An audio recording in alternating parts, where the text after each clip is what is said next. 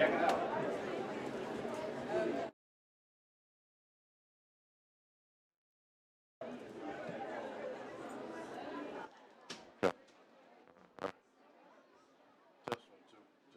test, test, test, test. Okay. Okay.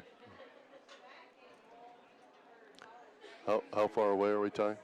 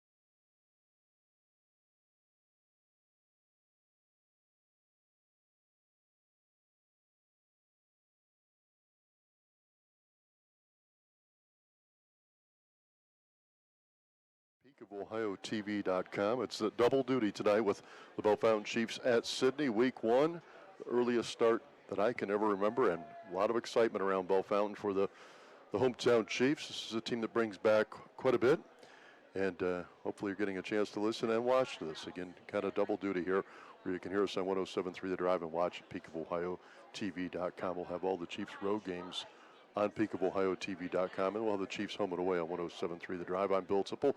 Thanks to Don Hensley, who joins us again. The video crew is Big Lou Vito, along with Gary Kauffman, and back in studio control, the guy that makes it all go is Ty Avila. So it takes a whole crew to make football season happen. We thank our sponsors. We encourage you to patronize them throughout the year as well. This is a Bell Fountain football team that went 7-5 last year, got into the playoffs as a lower seed, a 14 seed, then won at Tri-Valley. That was an upset. And then they lost at Western Brown, who had really a heck of a football team. Don Hensley is here. I know you just got a chance to talk. I think you were trying to look up one of the legends, Gil Clark. Did you see him? I didn't. Okay. All right. A lot of excitement. I know you and I talked about that on the drive over here to Sidney Memorial Stadium, which is one of the best venues we go to. If you've never been to a game at Sidney Memorial, it's where the Sidney Yellow Jackets play and the Lehman Cavaliers as well. So they kind of rotate and share this facility, but they did it right. It's a big facility, and it's a big, I think what makes it really stand out, it's a big visiting stands. It goes from about the 5-yard line to the 5-yard line. It covers almost the entire field. Sidney's a young team, Don. They went 5-6 last year. They did win the Miami Valley League Valley Division. So, they had a nice season, but they lost a bunch of 2- and 3-year starters. They had lost 22 seniors to graduation. Bell Fountain on the flip side did have some very good seniors last year. I think the heart and soul of the team was Ethan Yoder, but they brought back quite a bit, especially the guys that handle the football, and I know that's what has you excited. Yeah, I mean, anytime you return your starting quarterback and your starting tailback, that's impressive. But what I think is even more impressive for Bell Fountain is the top 7 offensive linemen are back. And really, usually for a high school football team, that's where a lot of the focus is early on. That's where a lot of the mistakes are made early on. So you bring that kind of experience back, you add that to the talent level that's at the skill positions, and it's time for Bell Fountain to get their engine rolling, because this is going to be an exciting football season. I mean, there's been a lot of talk about St. Clair in the offseason. You know, he's gotten offered already by Florida and Tennessee, I believe, and a few other smaller schools. He's been to several big camps. Ohio State has spent as much time in the Bell Fountain hallways as the janitors have there. And, you know, he's highly sought after, and he should be. He's got all the tools. He's tall, he's mobile, he's got a cannon for an arm, and he's only a sophomore. But, you know, it's going to be easy to think about, when you think about Bell Fountain, think about St. Clair, but you're making a big mistake, because there's all kinds of skilled positions around him. Chris Fogan returns as only a junior at tailback, rushed for 1,300 yards last year in only 9 games. Put on a show in the postseason. I mean, absolutely dominant for Bell Fountain in the 2 playoff games last year. He's looked incredible in the first 2 scrimmages and in the Jamboree game. And then you got Riley Neer, who started the year last year at quarterback, moves into the slot, big-time playmaker, really good in space. They're going to be looking to get him the ball, and then you add in the still 3 strong wide receivers. You got Colin Deitch, who's a captain. Got a couple other kids, Reams and some others that have worked in last year, got some time. They're back in more of a bigger role. So I think offensively, Bell Fountain's going to be very hard to stop. And I'm going to, I've been around Bell Fountain now for 30 years and watched a lot of their football games over those 30 years. And I have to say that I don't think I remember as much excitement preseason as there is this year. Yeah, I know one of the guys that's the glue, and we've talked about a lot in our broadcast, is Jason Brown, and now he is doing double duty as the high school principal. But Coach Brown puts a lot of time into it, as do his assistants. But that's one of the things on my mind is now it's time to get the reward. I think Old Pikes used to always call this payday, so payday is here. Well, Coach Brown, he's like the perfect coach for this kind of a team. I mean, he's got a lot of skilled kids back. But the thing about Coach Brown that he does so well is he coaches up his coaches. And the band's very loud already for Sidney, it sounds like. But I think Coach Brown does a really nice job of coaching his coaches. And this year, you got 2 new coaches in prominent positions. Jake Kennedy moves in. He's been here with the team for the last couple of years, but he's also been playing professionally over in Europe. He's here full-time as the offensive coordinator. I think you're going to see a little bit more faster paced, maybe a little bit different design of the offense for Bell Fountain. And then a name that everybody's familiar with, Aaron Peitzmeyer, the son of legendary coach Greg Peitzmeyer, comes into Bell Fountain and to support the defensive staff. And he's going to play a huge role in calling the plays for the Bell Fountain defense. So 2 new coaches that are going to have an impact as well. We're going to take a pause and take a break here. As it is actually we'll let the national anthem play out. We'll just watch and listen.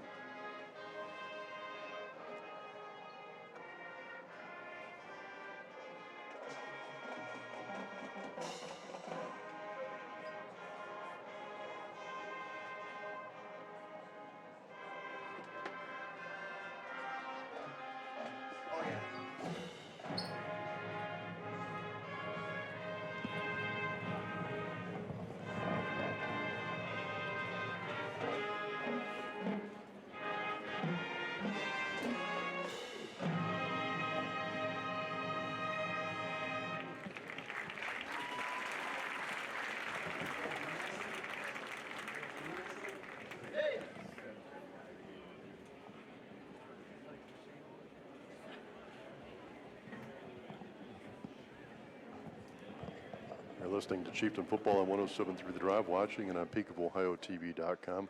Sidney with the opening part of the band show here tonight on this pretty warm night, probably about 80 degrees here at kickoff, but pretty good crowd here for Sidney. Some of the Bell Fountain people still filtering in. We're getting ready for the national anthem as they'll get into formation. And Don was talking about some of the new assistants. And, high expectations, but 2 key new assistants, the new offensive and defensive coordinator. Yeah, and I think that there's, and then there's an experienced staff that's still there. You got Coach Clark, Coach Roberts. They've been with the program for a long time. Coach Caldell, Coach Viansky, guys that have been there for a while too. So you got this nice, real good mix right now of young coaches that are just kind of starting out their careers and guys that have been there a while. No doubt. And I guess we'll find out here in the next coming weeks. Bell Fountain gets a real toughie next week, their home opener against Coldwater. But, you told me that you think this might be the best Bell Fountain offense, at least at this point, pre-season camp, pre-camp, that you've seen? Well, first of all, I'd be remiss, too, if I just list all those coaches. I didn't list Coach Reed, so I don't want to be getting a call from him later. So I'll make sure I get his name in there, too. Okay, but, he's the offensive line coach. Yeah, I think this is must-see TV.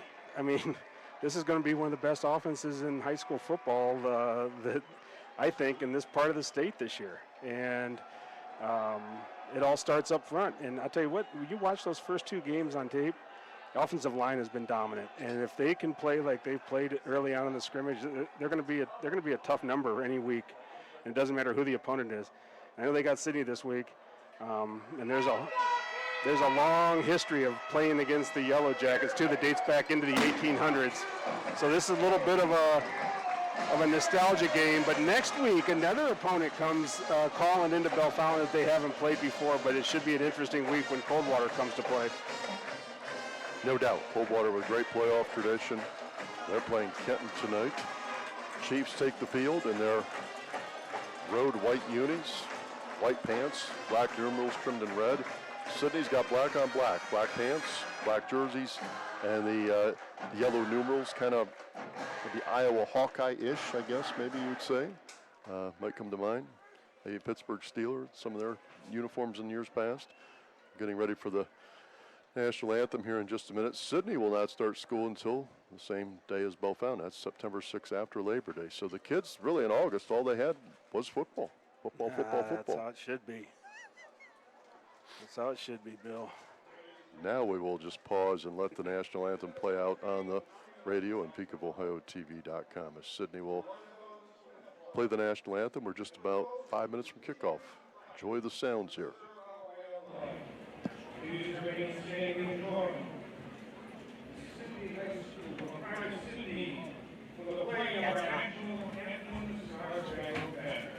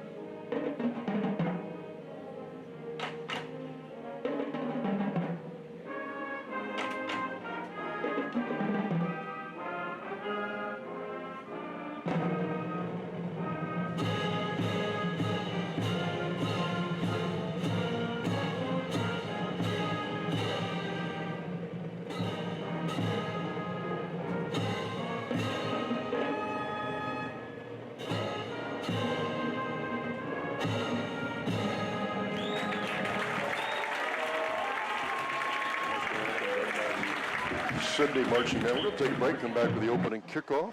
It's the Chiefs at the Sidney Yellow Jackets tonight on 107.3 The Drive and PeakofOhioTV.com.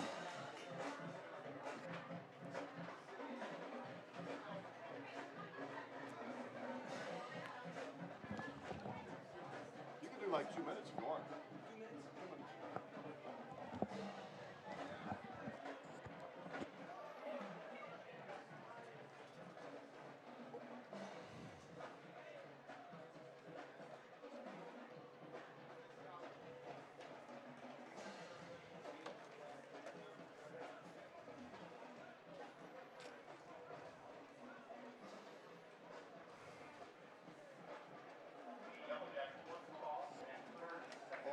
Boys. About 90 seconds. Kauffman.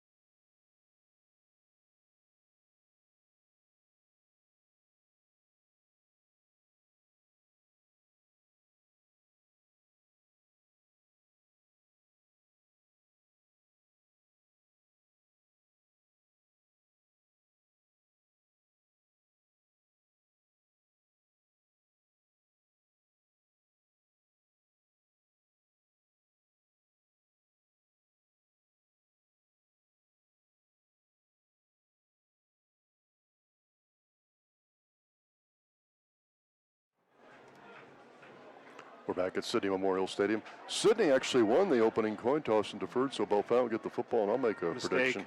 Mistake. Well, I'll make a prediction. In the first month of the season, the Bell Fountain Chiefs in the kicking game, whether it be a kickoff return or punt return, will take one all the way back to the end zone. They're dangerous. Mistake. They should not give Bell Fountain the ball right away. They should have taken it and tried to get something going offensively. Because Maybe an onside. You asked me earlier if Bellefontaine wants the football. I think Bellefontaine wants the football every chance they can get. Yeah, well, especially with the returning offensive starters and the weather, perfect weather. I think sometimes if you get goofy weather, coaches might get a little analytical, I guess. If it's like cold, windy, rainy, maybe. Take the ball. We've talked a lot about the offense, but the defense returns a lot of players too. Bellefontaine returns everybody up front. They've made a couple tweaks to their defense, moving Eli Moore from more of a down position, hand in the ground defensive end, to more of an outside linebacker, which should be interesting to see because he's fast and he's strong. He runs well. Sullivan Ashcraft back at middle linebacker, all the defensive linemen back. Secondary somewhat intact from last year, so a lot of returners on both sides of the ball for Bellefontaine. No doubt about it. Joey Flynn has it teed up for the Sidney Yellow Jackets. They're about ready to get underway in week 1. Flynn puts his right foot into it, and it will be taken by Neer at the 13-yard line. Has a pretty good wedge right up the middle. Neer still on his feet and will be brought down at the 38-yard line. Just went right up inside the right hash. About a 26-yard return by Neer, and Chiefs will take over. Almost broke that one, Tips. He's about a stride away from taking that one. So the Chiefs have good field position. Each quarter brought to you by Roof and Benchik Law. Thanks to them for sponsoring this first quarter of Chieftain football on 107.3 The Drive and PeakofOhioTV.com. St. Clair in shotgun. Fogan off to his left, has a wing to his left. Man in motion is Neer.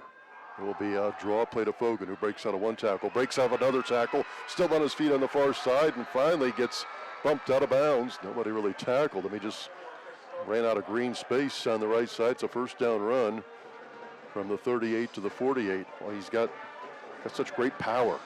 That's a man's run right there, and that's the difference between Chris Fogan last year, Chris Fogan this year. He's running through people. He's breaking tackles with physicality instead of just with his speed. 4 receivers set, nobody in the backfield but St. Clair, looking at this 3-4 Sidney defense from his own 48. Throws over to Wilson, caught, gets a block, and takes it into traffic and brought down after a gain of about 3. Ball's a little high. Now St. Clair is throwing it from the right hash all the way to the near side here. And a gain of about 3 yards to the Sidney 49. Yeah, Bellefontaine, they like that out pass where he kind of got a little quick wide receiver screen. The thing that makes it so hard for the defense is how fast St. Clair gets the ball out there, which is not very high school-like. No, he does throw lasers.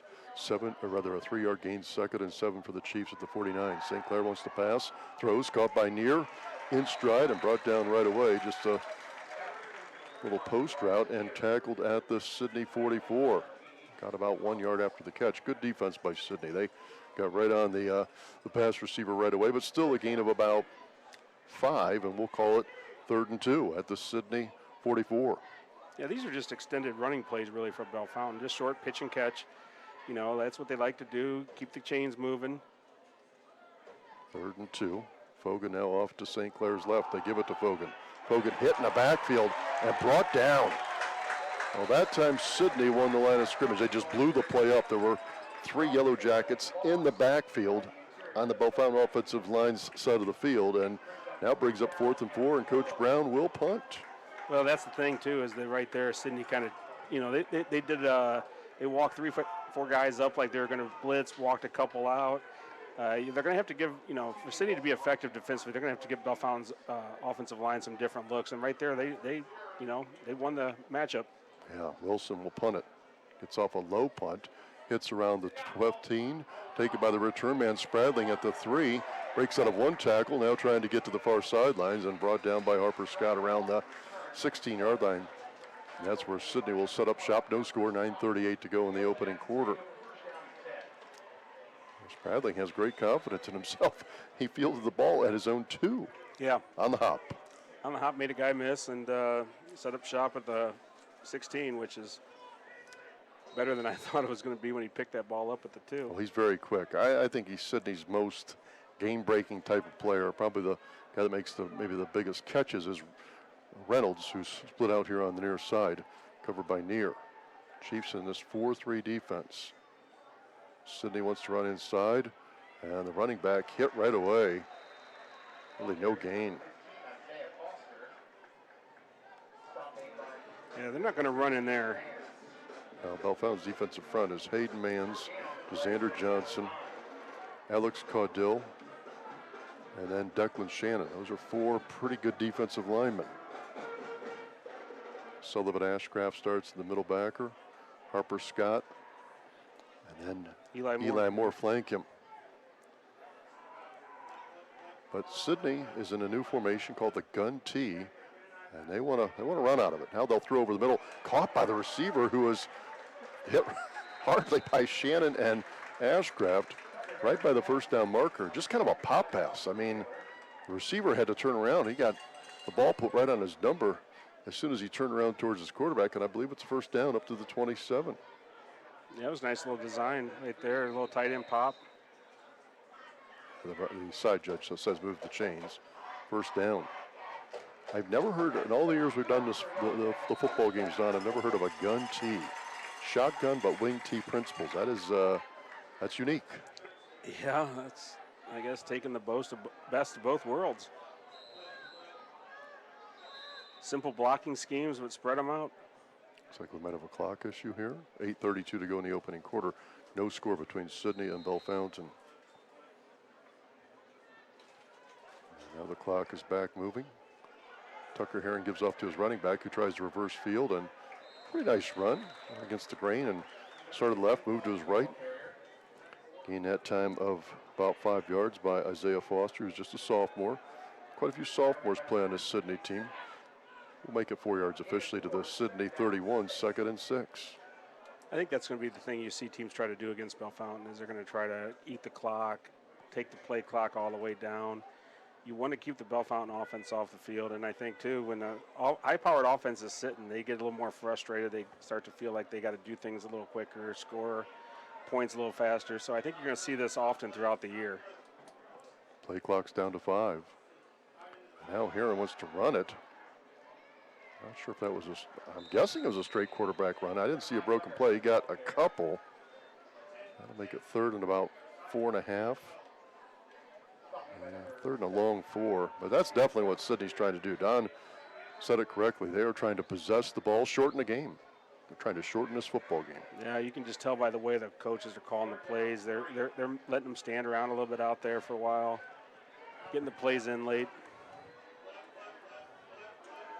Tucker Heron, quarterback for Sidney, and shotgun, has a running back off to his right. He'll pass out to his right, caught by Reynolds, hit right away by Riley Neer. Tries to break out of a couple of tackles, and he cannot. That is great team defense. Once Neer stopped him, the Chiefs rallied to the ball, and really only a gain of maybe half a yard, pretty much right at the line of scrimmage. So 4th and 4, and Sidney brings out their punt team, and it's the same kicker that we had in the kickoffs, Joey Flynn. So Sidney gets the first down and has to punt it away. Yeah, excellent job by Neer on that little quick wide receiver screen, trying to get their playmaker in space, and near perfect defense. Chiefs get a good rush on the punt, and the punt is almost put into the stands. Yeah, it almost came up here with us. It was about 3 feet from going into the stands, and Chiefs have great field position. Looks like at the Sidney 41, so a punt of 8 yards. We'll take a break, come back with more after this. Hungry after the game? Ready to celebrate the weekend? Ron's Pizza is open late tonight until 11 o'clock. Stop in for a hot, fresh pizza and an ice cold beer, or call to pick it up. Oh boy.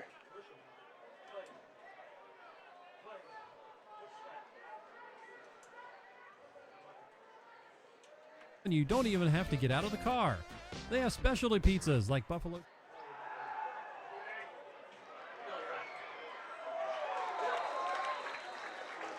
Back here at Sidney. Quick little break after the punt on the first play of the found possession, which started at the Sidney 41 after an 8-yard Sidney punt. Chiefs throw a swing pass in the right flat to Caden Reams. He scoots forward for a couple more yards. 2nd and 5 coming up from the Sidney 36. So Bellefontaine going with those short, quick swing passes. Now St. Clair in the backfield has Fogan off to his left. And he wants to run Fogan onto delay. Gets through a couple of tackles, gets a good block from Deitch, and then Fogan squirts down to about the 23-yard line, and one of the Sidney players is down on the field. And they gave Fogan a crease over the right side.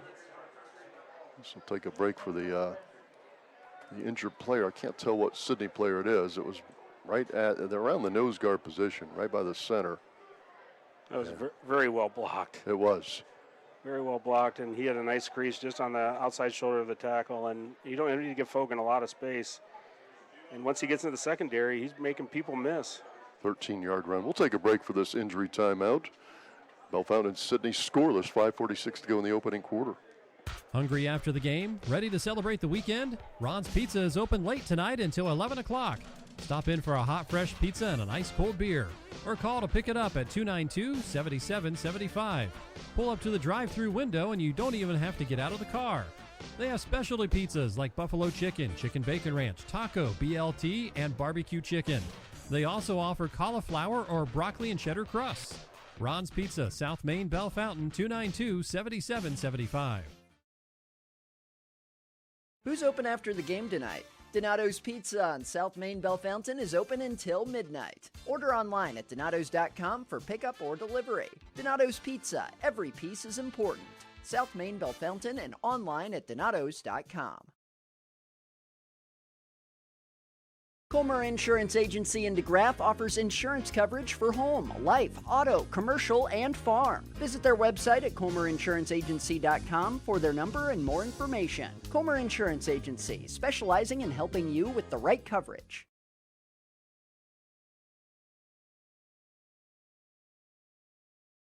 For fall and their new fall hours. Open daily 11 a.m. to 8 p.m. drive-through only. Stop in before the game for your favorite sandwich and milkshake. Fall Blizzard flavors coming soon. Dairy Queen of Urbana.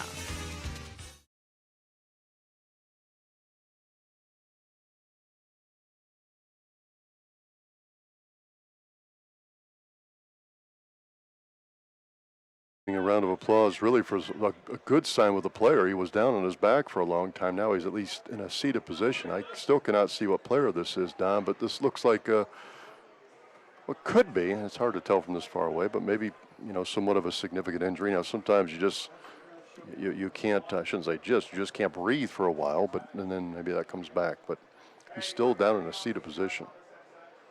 Yeah, anymore, though, there's doctors here, and I know Bellefontaine's own Doc Costin was out there and talking with the training staff for Sidney, and he's up and looked like he's about ready to walk. He might not know what day it is, but he's going to walk off the field, I think, and I think he just got his bell rung is what it looks like to me just by the way he's walking off the field. Right, I would agree with that. But today's game, he's done for the day and probably the next couple. Yeah, still can't get a good look at the number. Anytime the coaches take your helmet, that's never a good sign that you're getting back in the game. No. Still trying to see what player it is for Sidney. He's going to the locker room. It's 88, I think. Yeah, you're right. Tristan Collins, one of the linebackers. World-class mullet, though. Chiefs. Yeah. That's solid. Chiefs have a 1st and 10 at the Sidney 23. Man in motion is Kelly. And they'll give it to Fogan again. Goes over the right side, hit on the far sideline. Pretty well blocked. Got about 5. And I know we talked a lot about Tavian St. Clair in the pregame, as we should. But to me, if I had to pick one guy that... Here we go. Here comes the hurry up. Is Fogan. If Fogan has like 150 yards rushing, Chiefs don't lose the game. No, Fogan's a different running back than he has been this year. 2nd and 5. Chiefs looking at this 3-man Sidney front. A little bit of movement by the Yellow Jackets. Even though it was a no huddle, hurry up offense, now St. Clair's looking over for the play call. So this is a little bit of that college flavor that Kennedy's brought to this offense. Play clock down to 6. St. Clair ready. They'll give it to Fogan again. Fogan hit, stood up at the line. Didn't get much movement that time from his blockers. He maybe got a yard, but the Chiefs are in the red zone. 4:42 to go in the opening quarter. Still no score. You can listen to this game as you probably are on 107.3 The Drive. The voice of the Chiefs would also watch it at PeakofOhioTV.com. And so on that play, you saw him get to the line real quick. Make sure that way there's no substitution for the defense, and then they kind of check with the coach on the play. 3 receivers set for St. Clair. 3rd and 4 from the Sidney 13. Quick throw, caught by Wilson inside the 10. It's a first down for the Chiefs. First and goal. Move the sticks, says the side judge. I thought the receiver at the top of the formation maybe left just a smidge quick, but nobody called it. Yeah, he had a couple options there because Neer broke free from the slot. Yes, too. he did. But nice little pitch and catch there. That doesn't look like much. It's an 8-yard game, but that ball was delivered right on the money. Yep, from the 17 to the 9. So first and goal, empty set. St. Clair in shotgun. Now Fogan in motion. They'll give it to Fogan, looking to run around the right side. So a little bit of a block out there by Neer and Kelly. And Fogan cut down at about the 6, 3-yard run. You run a long ways. You're going in that, what they call that jet motion from left to right. So you get the handoff kind of in, full gear. Got to look for that seam, and he found just a few yards. It ends up being a pass, and that's a big part of this now new offense, that everybody runs, that little Pop pass. as Yeah. they come through the formation. Nice play. Yeah, it is Fogan. A little razzle-dazzle. They want to throw it to St. Clair. Oh, makes the touchdown catch. Oh, my goodness. We'll have to describe it for you. St. Clair comes up to the line like he's checking with the lineman on something. They direct snap it to Fogan, who then pitches to Neer, who was coming in motion from left to right. Neer, the backup quarterback, threw it to St. Clair over the right flat of the end zone, the far side from us, and he was wide open on the razzle-dazzle for a 6-yard touchdown pass from Fogan to Neer to St. Clair. That might be the only time I say it this year. Chiefs strike first. They lead at 6-0. On 107.3 The Drive and PeakofOhioTV.com. I think it was the same play that they ran in the Super Bowl with Nick Foles catching the touchdown You're right. pass. But Jake Kennedy told me, he said, I had a trick play. He goes, you're going to like it, and it worked to perfection. What a perfect time to call it. It was the same as the one that the Eagles beat the Patriots with. We'll take a break. Extra point is up and good thanks to Fisso Floor Covering. Alex Crable knocks it through. The Chiefs lead at 7-0. 3:26 to go in the opening quarter after the 6-yard touchdown pass from Neer to St. Clair. Back with more after this. If you are experiencing a poor flush and or drain backup, call Bobcat Multiworks now and have your septic system pumped. While they are doing that, they will also inspect your system, hopefully preventing a large replacement fee. Call today for more information. 585-9904. Stop by Lee's Famous Recipe Chicken for our 10-piece strips meal at a great price. With 10 of our premium strips, 2 large sides, 5 fluffy biscuits, and 3 sauces, this is dippable chicken done right. Get the 10-piece strips meal at a terrific price, only at Lee's.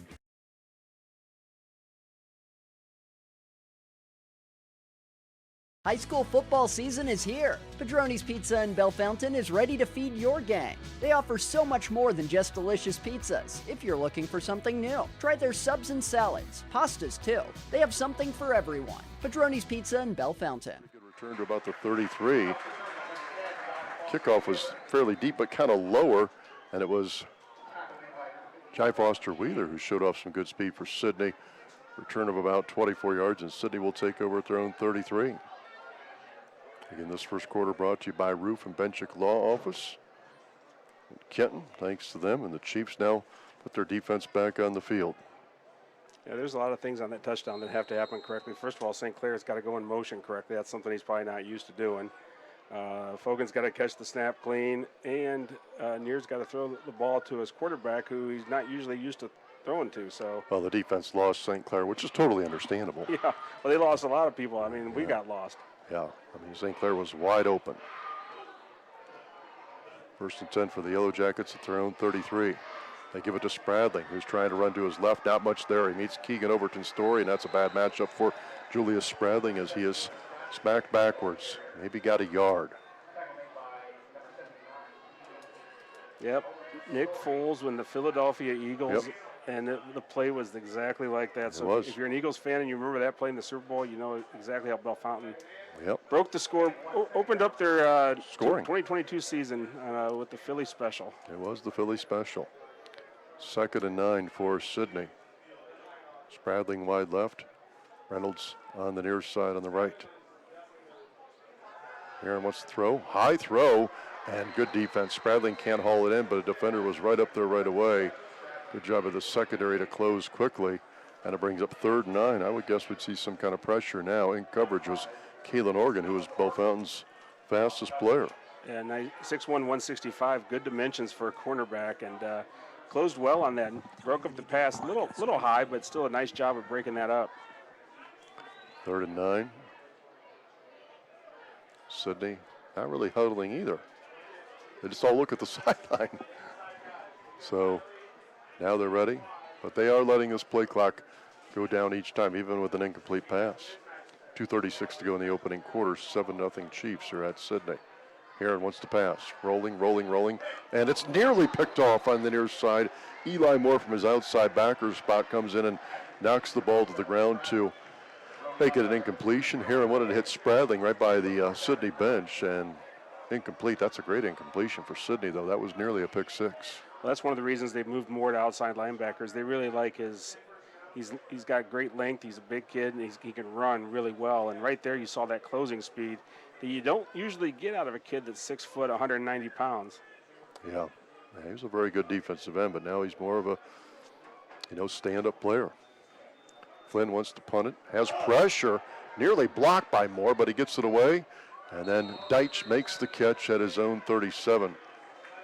I got to give Joey Flynn credit. He was under immense pressure, and he got off a pretty good punt. No return by Deitch, who made the catch and went to the ground right away. But the Chiefs still have good field position. Their own 37-yard line. We do want to take time to talk about our team members of the week, brought to you by Clark State. Got a Bellefontaine band member this week, who is Peyton Haydock, senior mellophone player, and Sullivan Ashcraft, senior football player. He's the middle linebacker for the Chiefs.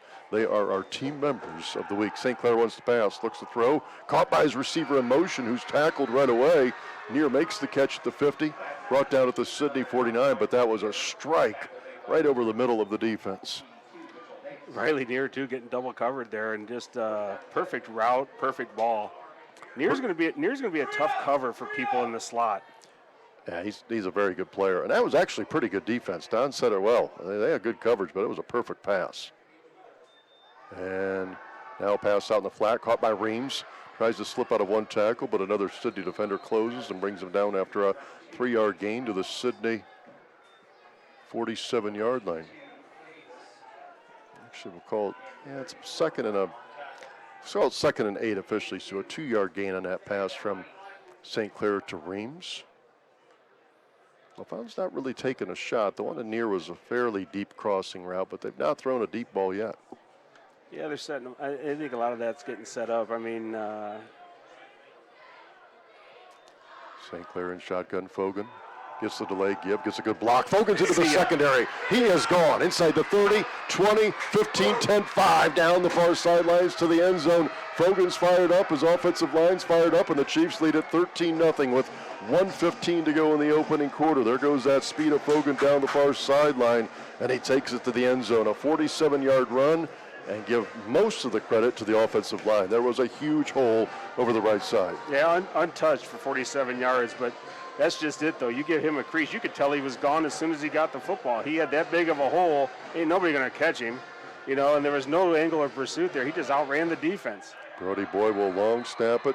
Near will hold it, and Crable will try to knock through the extra point. Alex's kick is up, and it is good. Chiefs lead at 14-0, 1:15 to go in the opening quarter. And the Bellefontaine offense, as advertised, our score. The Chiefs lead the Sidney Yellow Jackets 14-0 on 107.3 The Drive and PeakofOhioTV.com. More after this. Good luck to our Bellefontaine Chieftains football team and cheerleaders this season. We're excited and cheering for you, looking forward to an amazing season. This is Iron City Sports Bar, located at 1125 South Main Street in Bellefontaine, next to Dunkin' Donuts. Please stop by after the game or order ahead after online for convenient carryout online at ironcitysportsbar.com. You can also reach us at 937-404-5288. Home to the best wings, burgers, and steaks in Logan County. Do you love the beautiful glow your skin gets from the sun? At Buckeye Wash and Tan, you can keep that glow all year round. You don't have to worry about the seasons changing. They have several beds available to help you achieve and keep the look you want. Check out Buckeye Wash and Tan in the Highland Hills Plaza. Back at Sidney. kickoff brought to you by Dairy Queen of Bell Fountain. Crable with a pretty good one, and it will hit around the 5 and scoot into the end zone. So Sidney will have to start at their own 20. Good job by Alex Crable, who played quite a bit as a freshman, now here for his sophomore season. And Bell Fountain with a big first quarter. They lead Sidney 14-0 on 107.3 The Drive and PeakofOhioTV.com. Again, our team members of the week. Team member of the game tonight is Peyton Hayduck, mellophone player for the Bell Fountain Band. And Sullivan Ashcraft, who's back out there on defense. As you're watching, he's number 45, and he's a thumper right in the middle of that defense. He is a senior for the Chiefs as well. But this Bell Fountain team, I know it's only week 1. We've only watched a quarter, but they look very strong. Yeah, Sidney just got a 15-yard or 2 on the kickoff, so that's going to hurt them a little bit. But a little taunt at the end of the game, which is a big point of emphasis for the officials this year. Well, but I'll tell you one thing about that touchdown is that's that same counter tray they've run 3 times so far. That counter action up front is something that you really need experienced linemen to do. They've run it 3 times, and Fogan has picked up 70 yards on those 3 carries, so they found something with that counter action. Last one was a 47-yard touchdown. Now Sidney starts at the 10. Heron wants to throw over to Spradling. Spradling tries to get outside the tackle of Neer, but he can't. And Spradling's a handful one-on-one. He's extremely quick, but he actually lost the yard. Riley Neer with a very good job to break down and make the tackle one-on-one from his corner spot. And I'm surprised 2 plays ago on a kickoff, you get a taunt on a touchback. Don't see that too often. You know, you can talk trash just about any time, anywhere nowadays, Bill. That's true, but Riley Neer with 2 great plays out there on an island and on these back-to-back wide receiver screens. Heron wants to pass again, throws into coverage. Neer's there, and Neer makes the one-handed interception. The Chiefs will take over at the Sidney 40-yard line. Perfect man coverage. He was stride for stride with Sam Reynolds, the big Sidney receiver, and what a job. That's textbook defense right there. Yeah, but, that was about as good as you can play at the deep ball as a corner. Riley Neer showing up, I'll tell you what, so far in this first quarter defensively. He's also got a touchdown pass. He does, which we saw Brian Harmon during one of the breaks. And Brian works for the Bell Fountain Examiner covering the Chiefs, and he said, who had Neer throwing the first touchdown pass this season? And obviously not too many people would say that. So not only Neer throwing it, but St. Clair catching it. Yeah. So the Chiefs had a 6-yard touchdown pass from Neer to St. Clair, and Fogan with a 47-yard touchdown run. 35 seconds to go in the opening quarter. Chiefs lead Sidney 14-0. St. Clair wants to pass. Looking, throws the deep ball down the far sidelines, has a receiver there, and it's almost hauled in by Deitch at about the 6-yard line. I tell you what, Deitch takes one more step, keeps running one more step before he turns around. He's got it. Turned around just a touch too soon and tried to go up and makes the catch. That's a good point. Good way to describe it. It was a pretty good throw. That's just one of those where, again, you need that timing. Heck of a throw, though. Yeah, I mean, the ball was in the air for It's the first time he's thrown an incompletion. It might be one of the more impressive throws he's made. Yeah, that was the deep ball. They took a shot to Deitch down the far right side of the formation. And they almost hooked up for a big play. 2nd and 10 at the Sidney 41 for the Chiefs. Here goes Fogan over the left side. Gets a couple of blocks. Fogan into the secondary and cut down around the 30, maybe the 29-yard line. Another first down. That may be the last play of the first quarter. Game clock's at 22. Chiefs lead Sidney 14-0. Well blocked. I mean, this Bell Fountain offensive line is extremely, extremely strong. Yeah, I mean, Fogan's carried 7 times so far for 88 yards. They're moving people around up front. St. Clair in shotgun. He's looking over at his bench. They may just let this clock wind down. I think what's most impressive, Bill, about the offensive line play, too, is that Sidney really has been stacking the box a little bit, trying to take that run away. They do. They play what's called a tight 3-4. And when we say tight, the defensive linemen are all in very tight, shoulder to shoulder to shoulder. That's the end of the first quarter. Chiefs will let the play clock go to zeros after 1 quarter. Our score on the Quest Federal Credit Union High School Football Scoreboard. Bell Fountain 14, Sidney nothing. Back with more after this. Are you penalized because your bank's head coach is located out of town? At the People Savings Bank, our head coach is right here in your hometown to help you meet your goals. Come score a touchdown with the People Savings Bank. Member FDIC and Equal Housing Lender. Test 1, 2. Hungry after the game? Ready to celebrate the weekend? Ron's Pizza is open late tonight until 11 o'clock. Stop in for a hot, fresh pizza and an ice cold beer, or call to pick it up at 292-7775. Pull up to the drive-through window and you don't even have to get out of the car. They have specialty pizzas like buffalo chicken, chicken bacon ranch, taco, BLT, and barbecue chicken. They also offer cauliflower or broccoli and cheddar crusts. Ron's Pizza, South Main, Bell Fountain, 292-7775. Stop by Lee's Famous Recipe Chicken for our 10-piece strips meal at a great price. With 10 of our premium strips, 2 large sides, 5 fluffy biscuits, and 3 sauces, this is dippable chicken done right. Get the 10-piece strips meal at a terrific price, only at Lee's.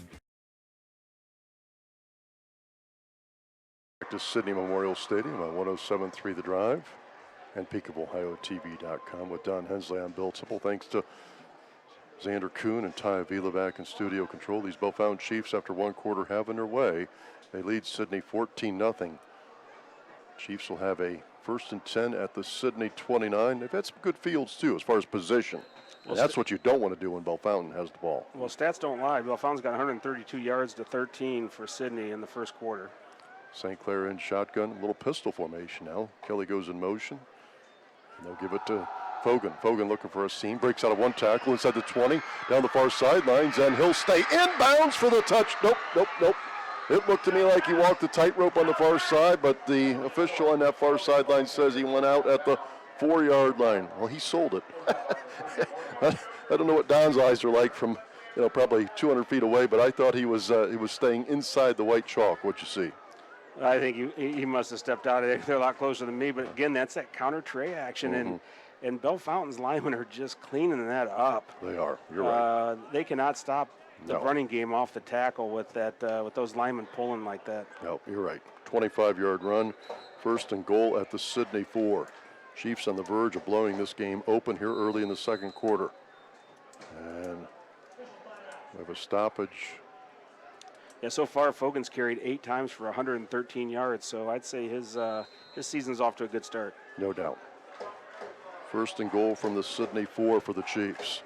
St. Clair wants to pass, throws end zone, caught by Deitch. What a route. What a route. Ran inside, ran his defender off to the inside of the end zone, then ran right back to the post or the flag, and a 4-yard touchdown pass from St. Clair to Deitch. What a pattern by Deitch. He turned the defender around. He had no chance in one-on-one coverage, and that's an easy pitch and catch from St. Clair to Deitch.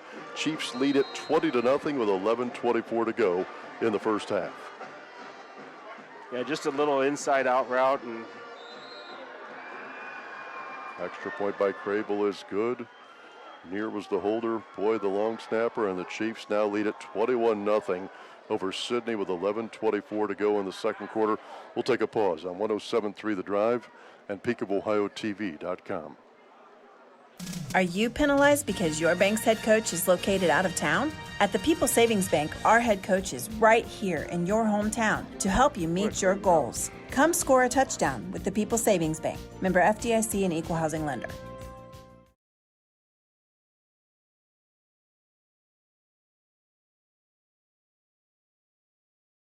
Open daily, 11 a.m. to 8 p.m., drive-through only. Stop in before the game for your favorite sandwich and milkshake. Fall Blizzard flavors coming soon. Dairy Queen of Urbana. The Bellefontaine kickoff. Welcome back to Sidney Memorial Stadium. Thanks to Mitch Hoying for hosting us tonight, the Sidney Athletic Director, Matt Comstock, the Bellefontaine Athletic Director, for his help all season. With Don Hensley, I'm Bill Tipple, and the Bellefontaine Chiefs are starting fast. 21-0. Bellefontaine leads Sidney with 11:24 to go in the first half.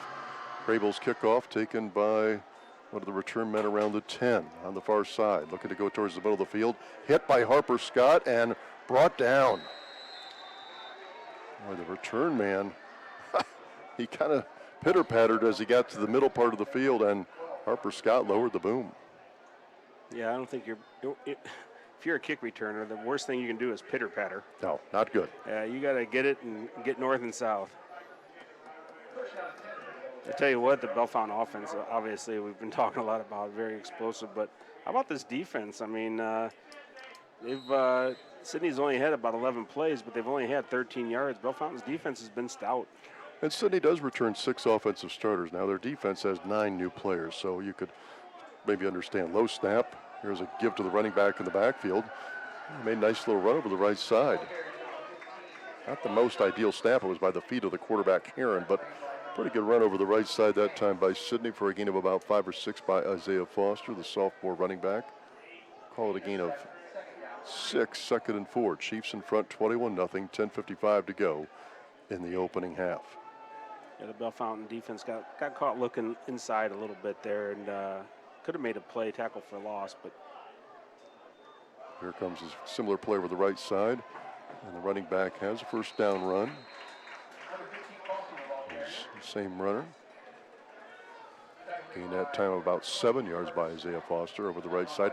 First down, Sidney at their 37. a couple nice running plays by Sidney there, working the right side of their offensive line.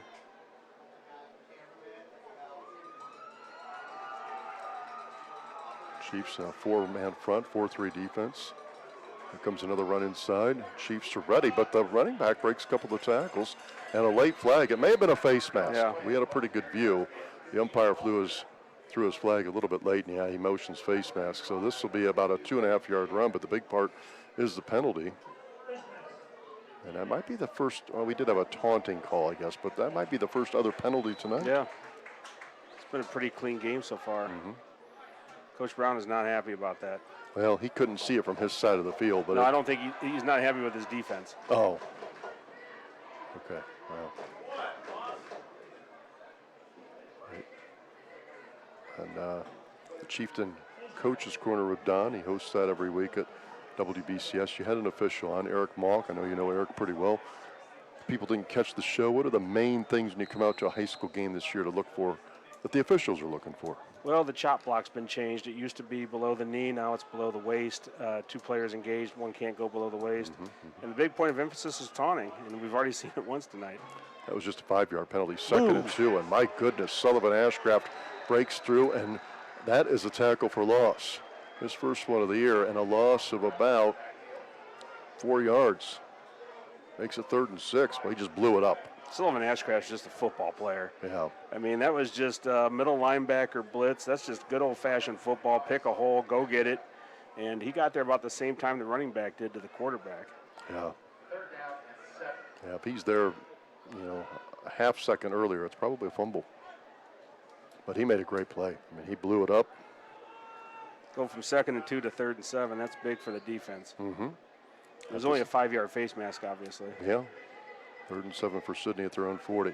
Aaron rolls to his left, looking, throws towards his man, and his man cannot make the catch. His receiver, though, had a couple of steps on C.J. Wilson. Pass down the left sideline to this near sideline, incomplete that time to Sidney's Perry Fleming, who is a speedster. But with that incompletion, it makes it 4th and 7.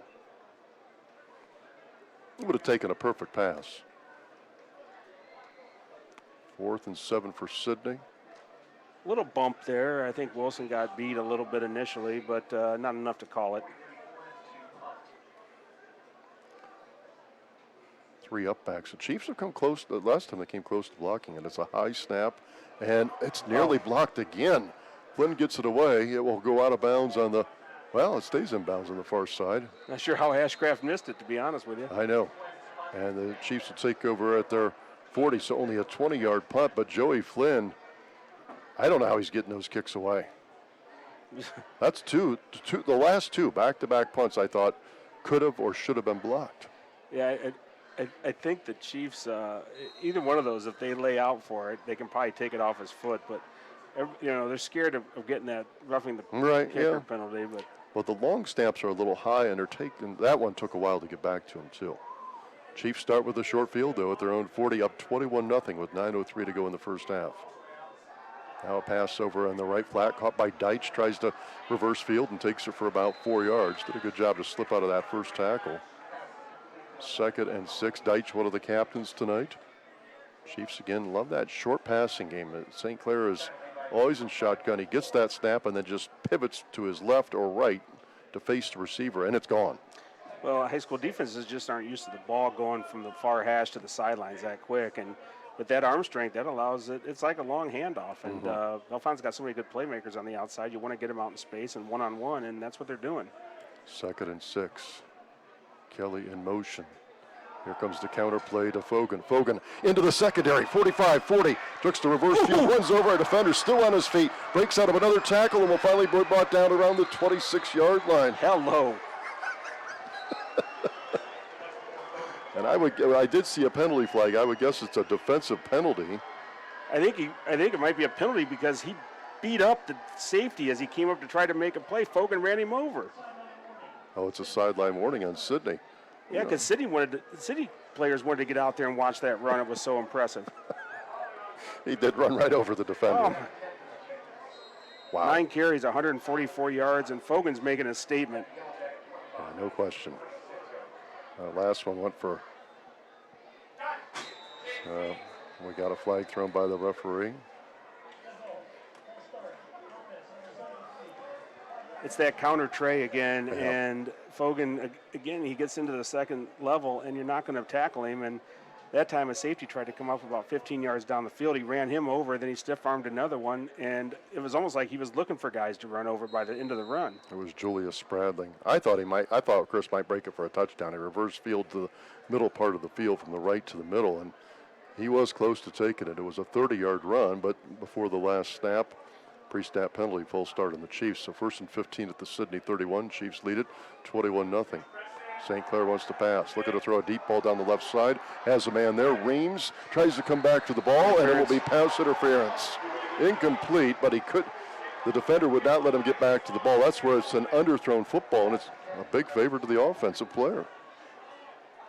Yeah, he threw the ball more to the inside instead of the back shoulder, but when the receiver tried to adjust, the defensive back just locked him up. Yeah. And that'll be a 15-yarder. Well, maybe not. Oh, yeah. Yeah, defense. There's no way it could be offensive. And the other thing, the defender really didn't know where the ball was. Sometimes you have to. So it should be a first down, right? Yeah, you go back 5, you go up 15. That, if I'm doing the math correctly, that's 10. That's first down. You're spot on. 15-15. Yeah, that's a first down for the Chiefs. From the 31 down to the 16, they're in the red zone again. 7:43 to go in the opening half. Chiefs lead Sidney 21-0. Trying to stop this Bellefonte offense is a chore. And in Kelly wing to the right. 3 receivers for St. Clair. Fogan is right next to St. Clair. Fogan gets the give. Gets a little bit of a seam, breaks through a couple of tackles, then gets a push from his offensive line afterwards, and he takes it all the way to about the 10. What a 6-yard run. And Bellefonte right now, in every phase of the game, the physicality, the finesse, they are having their way. That was a very physical 6-yard run. Still a nice hole there. That the offensive line's doing its job. A lot of running lanes there, and Fogan up. If people haven't, if they watched him last year and they're not here tonight watching him now, it's a different running back. He was great last year. He had a lot of speed. He's brought a physicality to it this year that he didn't have last year. I'll actually say 1st and goal to 10. Here is Fogan again on that counter play, and he squirts down to about the 3.5-yard line. Oh, late flag from the far sideline. See, I think this is another taunting. This is going to be, they're going to lock this down this year.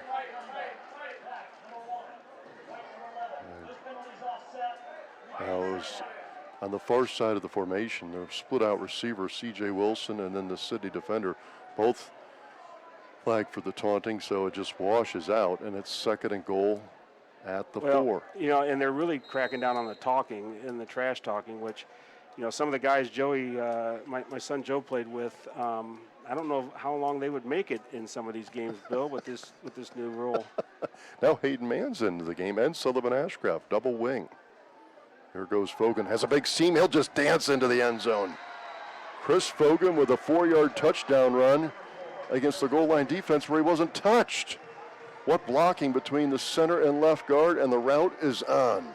6:46 to go in the first half, and the Chiefs lead Sidney 27-0. This offense is a juggernaut with the running game and the passing game, and here comes Crable for another extra point.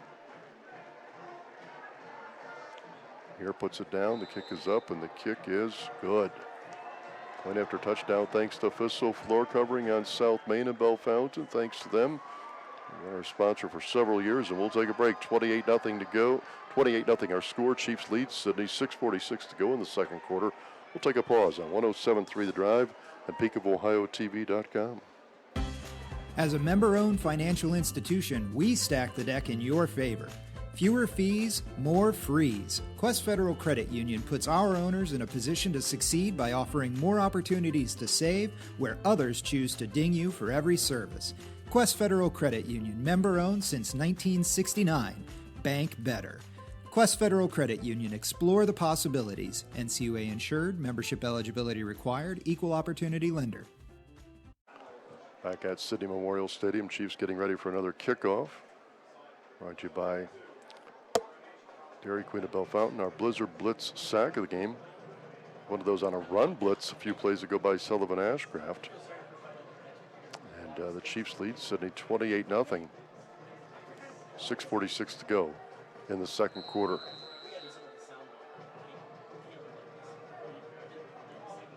Crable's kick taken by Spradling at the 7. Looking for a little seam, still looking. Spradling trying to get into the clear, and he'll be brought down around 35. He hesitated, but it actually worked to his favor. He did find a seam over the right side near the right hash. Pretty good return. 1st and 10 for Sidney at their own 35.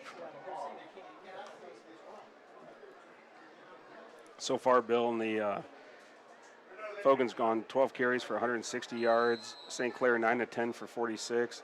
The Bell Fountain offense 220 yards.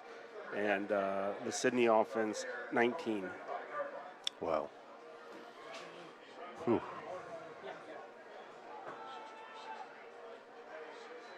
Spradling in motion. They'll fake it to him. Throw to Reynolds over the right side, and he is brought down by a host of Chiefs. Well, he stood up after a gain of maybe 2. Not a bad play design. They fake it to Spradling, who's an explosive slot player, then throw to Reynolds on the far side, but the Chiefs were all over it. Just a gain of about 3, 2nd and 7. Don, you told me that the Bell Fountain offense was going to be special, which you're right again. But the defense has been something else so far. Well, I mean, they got everybody back too. You know, I mean, they've lost a couple players from last year, but when you return this much experience, it's your time to shine. And Bell Fountain's letting it all hang out here in the opening night. 2nd and 7. Here comes Spradling looking to get wide. Chiefs look like they have it covered up, and he almost breaks free. What a move, or he can go left, right, left. A delay. One of those jet plays, sweep plays from right to left, and he still managed to get about 3 or 4 yards, but there wasn't much there. 3rd and 4 for Sidney at their own 41-yard line. 5:25 before halftime. Get a chance to watch halftime tonight. The bands at PeakofOhioTV.com. Chiefs up 28-0. Heron wants to pass, throws over the head of his receiver who can't make the catch. Over in the right flat. He was open. And it's incomplete that time to Sidney's receiver, Perry Fleming, in another punt situation. And I'll tell you what, the Chiefs are getting very close to blocking these punts.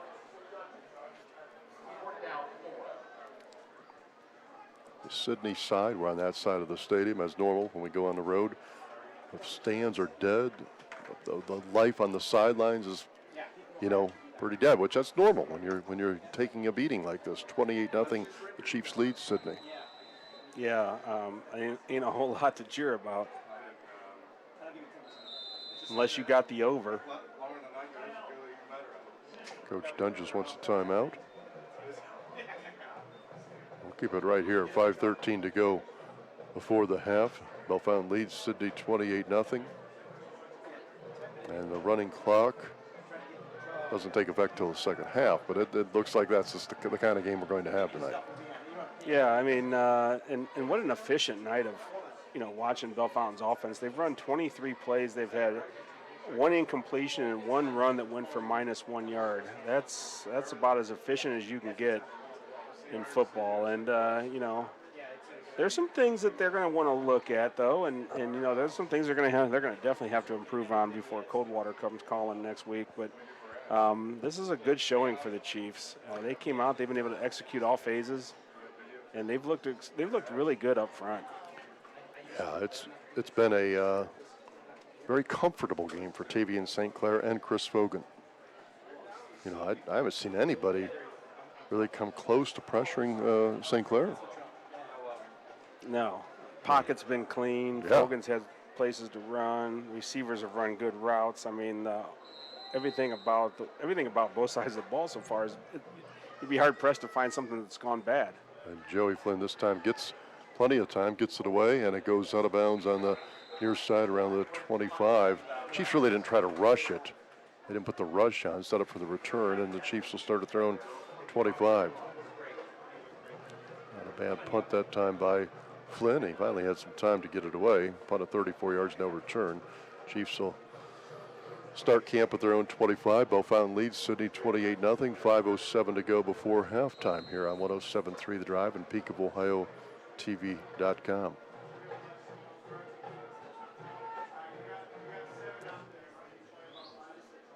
So right now, this is one of those drives where, you want to put the game away in the first half.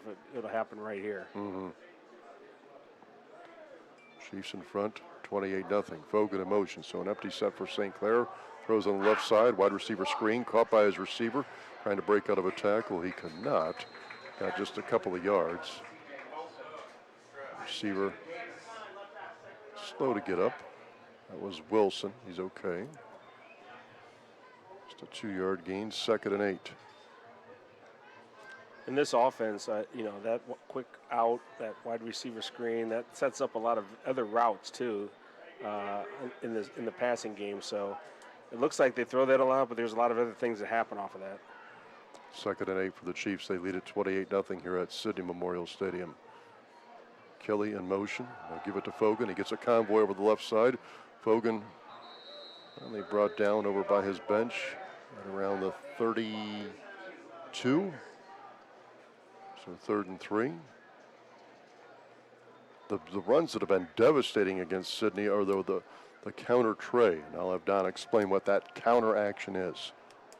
Yeah, they're basically just pulling the backside guard and tackle on some of these, but sometimes just the guard and leading the back up through the hole. And it had huge holes on that counter action. 3rd and 2.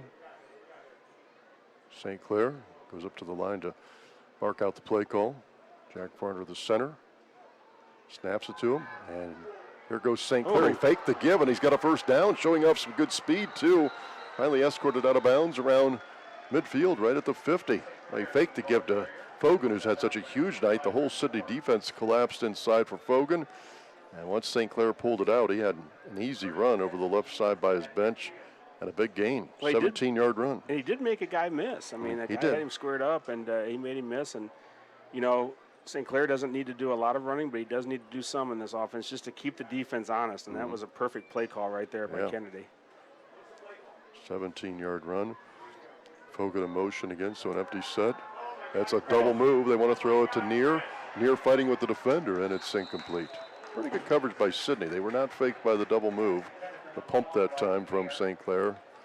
And coverage that time for Sidney was Mitchell Davis, big defender, about 6'4". He's the backup quarterback as well.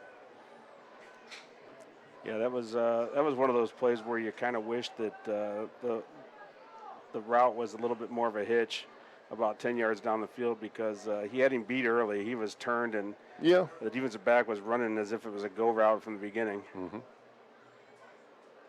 Chiefs in front, 28-0, 3:31 to go before half. 2nd and 10 at the 50. Here's that counter play to Fogan. Fogan into the secondary.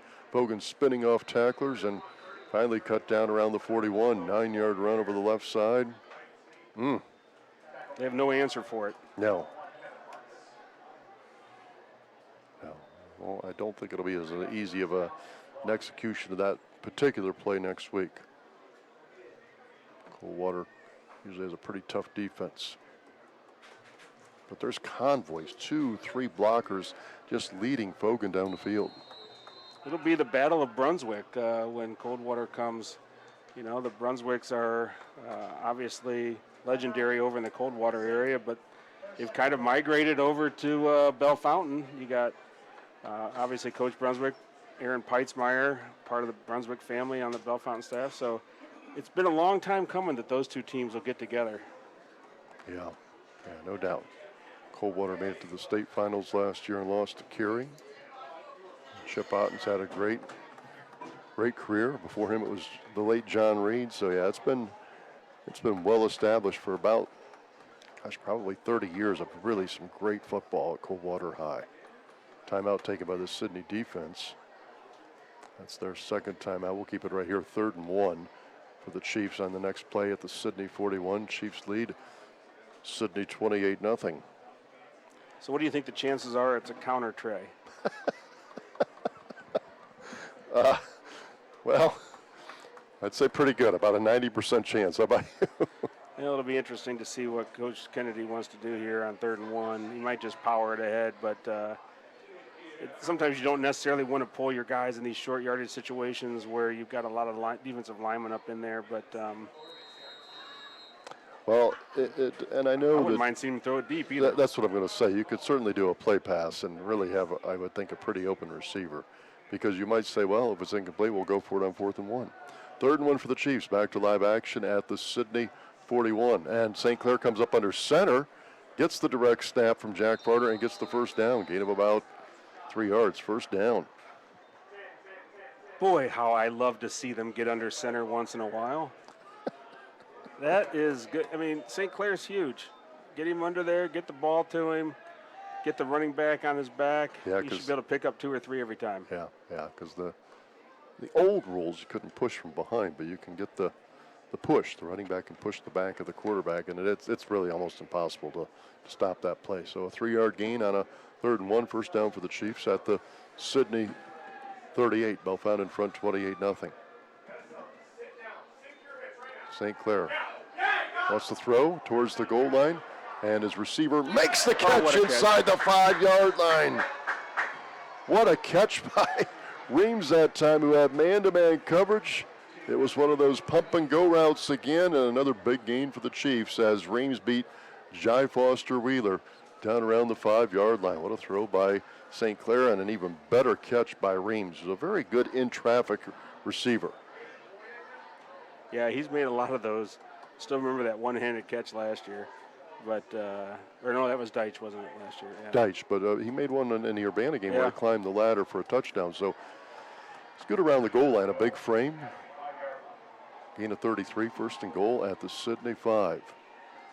Here comes Harper Scott over the left side, and he'll take it to about the 1. Fogan's like, all right, get out of there. All right, Harper, thanks for that one play, but we're too close to the goal line. Well, they might get under center again, though. We'll see. 2nd and goal from, and they'll call it to 2. St. Clair is in shotgun. Fogan off to his right. They'll give it to Fogan. Fogan submarines towards the goal line. He did not get in. Much stronger defense. Game clock down to 1:25. Chiefs in front, 28-0. Now it's 3rd and goal from about the 1-foot line. Now this is, we can all nitpick. Everybody likes to be a play caller. This is where I think they probably do get under center.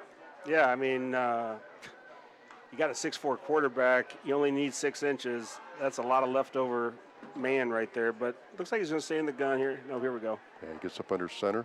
St. Clair gets the snap. He's hit right away, and he will not get in. Boy, great penetration by Sidney. He lost about a yard.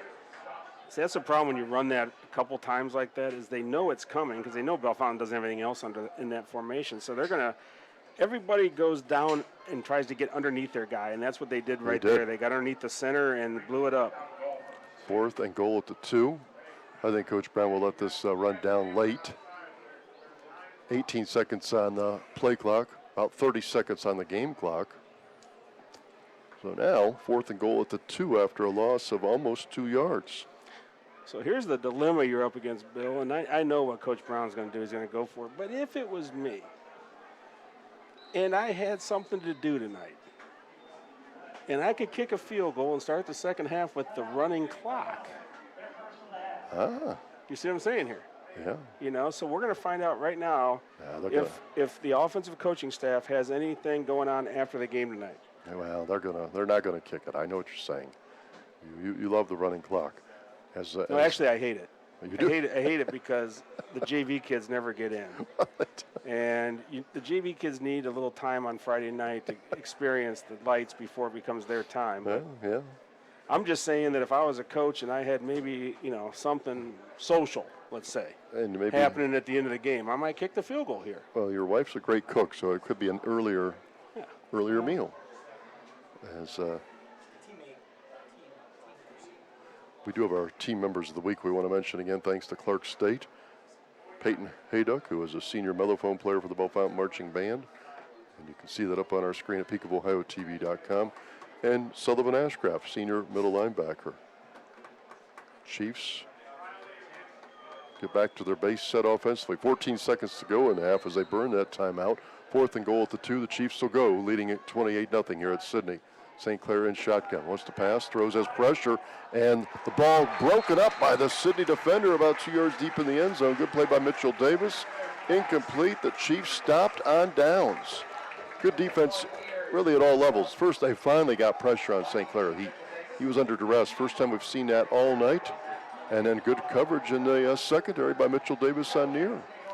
I'll tell you, Bill, I mean, the first thing is to win the game, which I think, 28-0, Bell Fountain's in a comfortable position. But that right there is a great coaching moment for next week because Bell Fountain's had nothing go wrong in the first half. Yeah.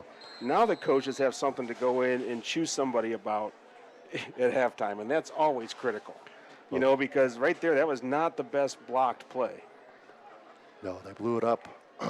Back-to-back plays the Sidney defense blew up. Chiefs in a prevent defense. Sidney starts their 2. They'll run it. Running back brought down by Declan Shannon, senior lineman. Gain of about 5, and that's the end of the half. But the Chiefs started the half with a punt. They had a punt on their first possession.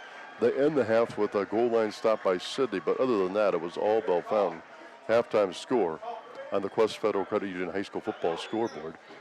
Bell Fountain 28, Sidney nothing. And I usually ask this to you, Don, what both coaches will talk about and stress at halftime. Adam Dunges in his 12th year at Sidney, Jason Brown in his 3rd year, his 2nd stint at Bell Fountain High. What will be the points of emphasis, you think? Well, I think for Bell Fountain, Bell Fountain, they know what they have as far as a team this year. They're going to be looking for things to coach up, and that last goal line stand there, they're not going to be happy with. So they're going to talk about some of the protection in those close yardage situations. You can't have defensive linebackers getting in like that and hitting your quarterback's legs. So they're going to talk about that, but they're also going to reinforce some of the positives, and really there's been a lot of them, especially up front. Both lines have been somewhat dominant, except for that last inside the red zone trip there for Bell Fountain. But offensive line's been dominant. Defensive line has played really well. The defense has been outstanding. We've talked a lot about the 28 points, but Sidney's got about 30 yards of offense in the first half. So Bell Fountain's just taking everything away. If I'm Sidney, you're in one of those situations where you're trying to win a quarter. You're trying to win a possession. You're trying to get something to build off of for next year or next week. So I think, though, the most important thing is Bell Fountain has to continue to fine-tune things, and they have to continue to make that step and get better every week, if they want to achieve some of the things that this team wants to achieve. Bell Fountain's been dominant, but there are a few things they want to get better on, no doubt. They were stopped right before half, or looked for sure that it would be 35-0, but here at the halftime break, you get a chance to see the Bell Fountain band, and then the Sidney band tonight. You can watch it on PeakofOhioTV.com. Here at the halftime, it is 28-0 Bell Fountain in front of Sidney. Also, thanks to a couple of other sponsors, the Comfort Inn. Click on the Comfort Inn ad at PeakofOhio.com for radio listener-only savings on room rates. Again, look at PeakofOhio.com for special rates at the Comfort Inn on the north side of Bell Fountain. Also, tonight's game brought to you in part by Iron City Sports Bar on South Main of Bell Fountain, home of Logan County's best wings, burgers, and steaks. Halftime score, Bell Fountain 28, Sidney nothing. And it looks like we'll enjoy the bands tonight here at PeakofOhioTV.com. You can also listen in on 107.3 The Drive.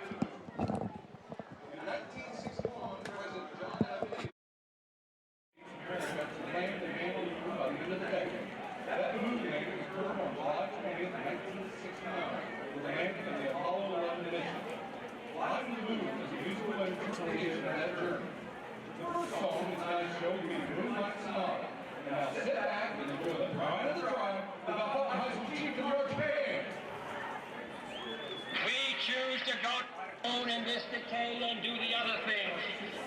because they are easy, but because they are hard. Because that goal will serve to organize and measure the best of our energies and skills. Because that challenge is one that we're willing to accept, one we are unwilling to postpone, and one we intend to win, and the others too.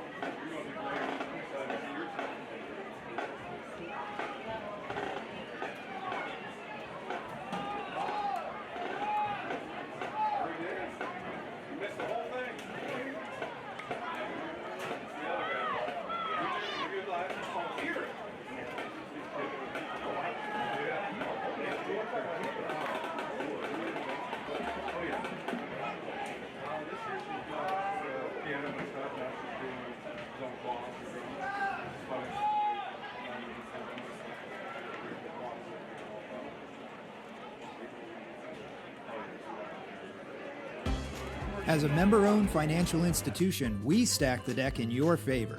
Fewer fees, more frees. Quest Federal Credit Union puts our owners in a position to succeed by offering more opportunities to save where others choose to ding you for every service. Quest Federal Credit Union, member-owned since 1969. Bank better. Quest Federal Credit Union, explore the possibilities. NCUA insured, membership eligibility required, equal opportunity lender.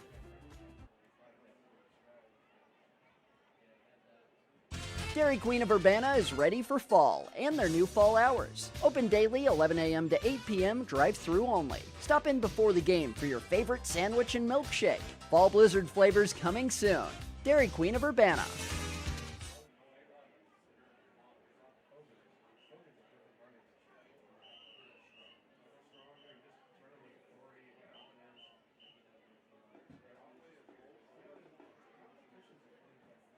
Or drain backup, call Bobcat Multiworks now and have your septic system pumped. While they are doing that, they will also inspect your system, hopefully preventing a large replacement fee. Call today for more information. 585-9904.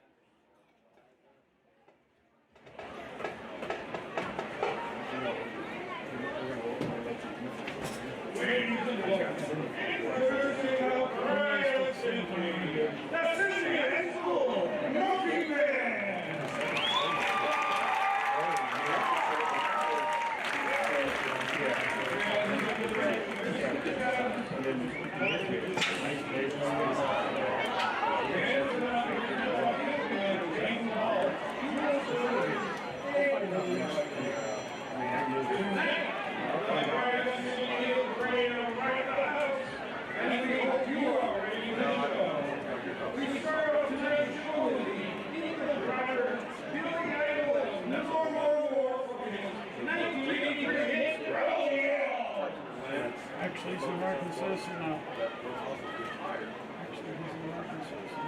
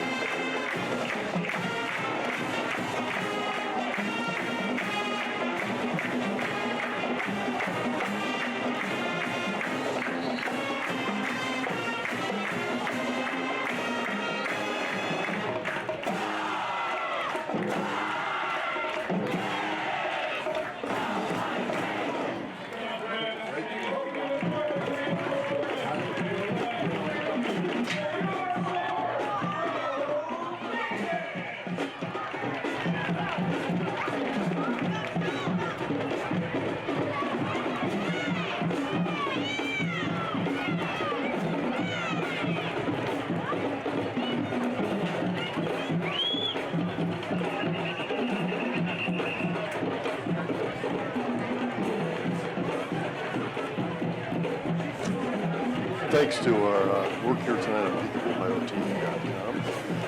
Chance to watch the Sidney band and the Bow Fountain High School band, the pride of the tribe. Something new this year. Chance to watch these band shows. Again, PeakofOhioTV.com will be with the Chiefs all season long on the road. And next road game won't be until week 5. Chiefs head to Indian Lake there and for a 3-game home stretch. Team's getting loose right now. We're about 4 minutes away from kickoff. We'll take a break. Don will come back with some of those halftime numbers. The big one, though, on our Quest Federal Credit Union High School football scoreboard. Bow Fountain 28, Sidney nothing. It's halftime. More after this on 107.3 The Drive and PeakofOhioTV.com. Who's open after the game tonight? Donato's Pizza on South Main Bellefontaine is open until midnight. Order online at Donatos.com for pickup or delivery. Donato's Pizza, every piece is important. South Main Bellefontaine and online at Donatos.com.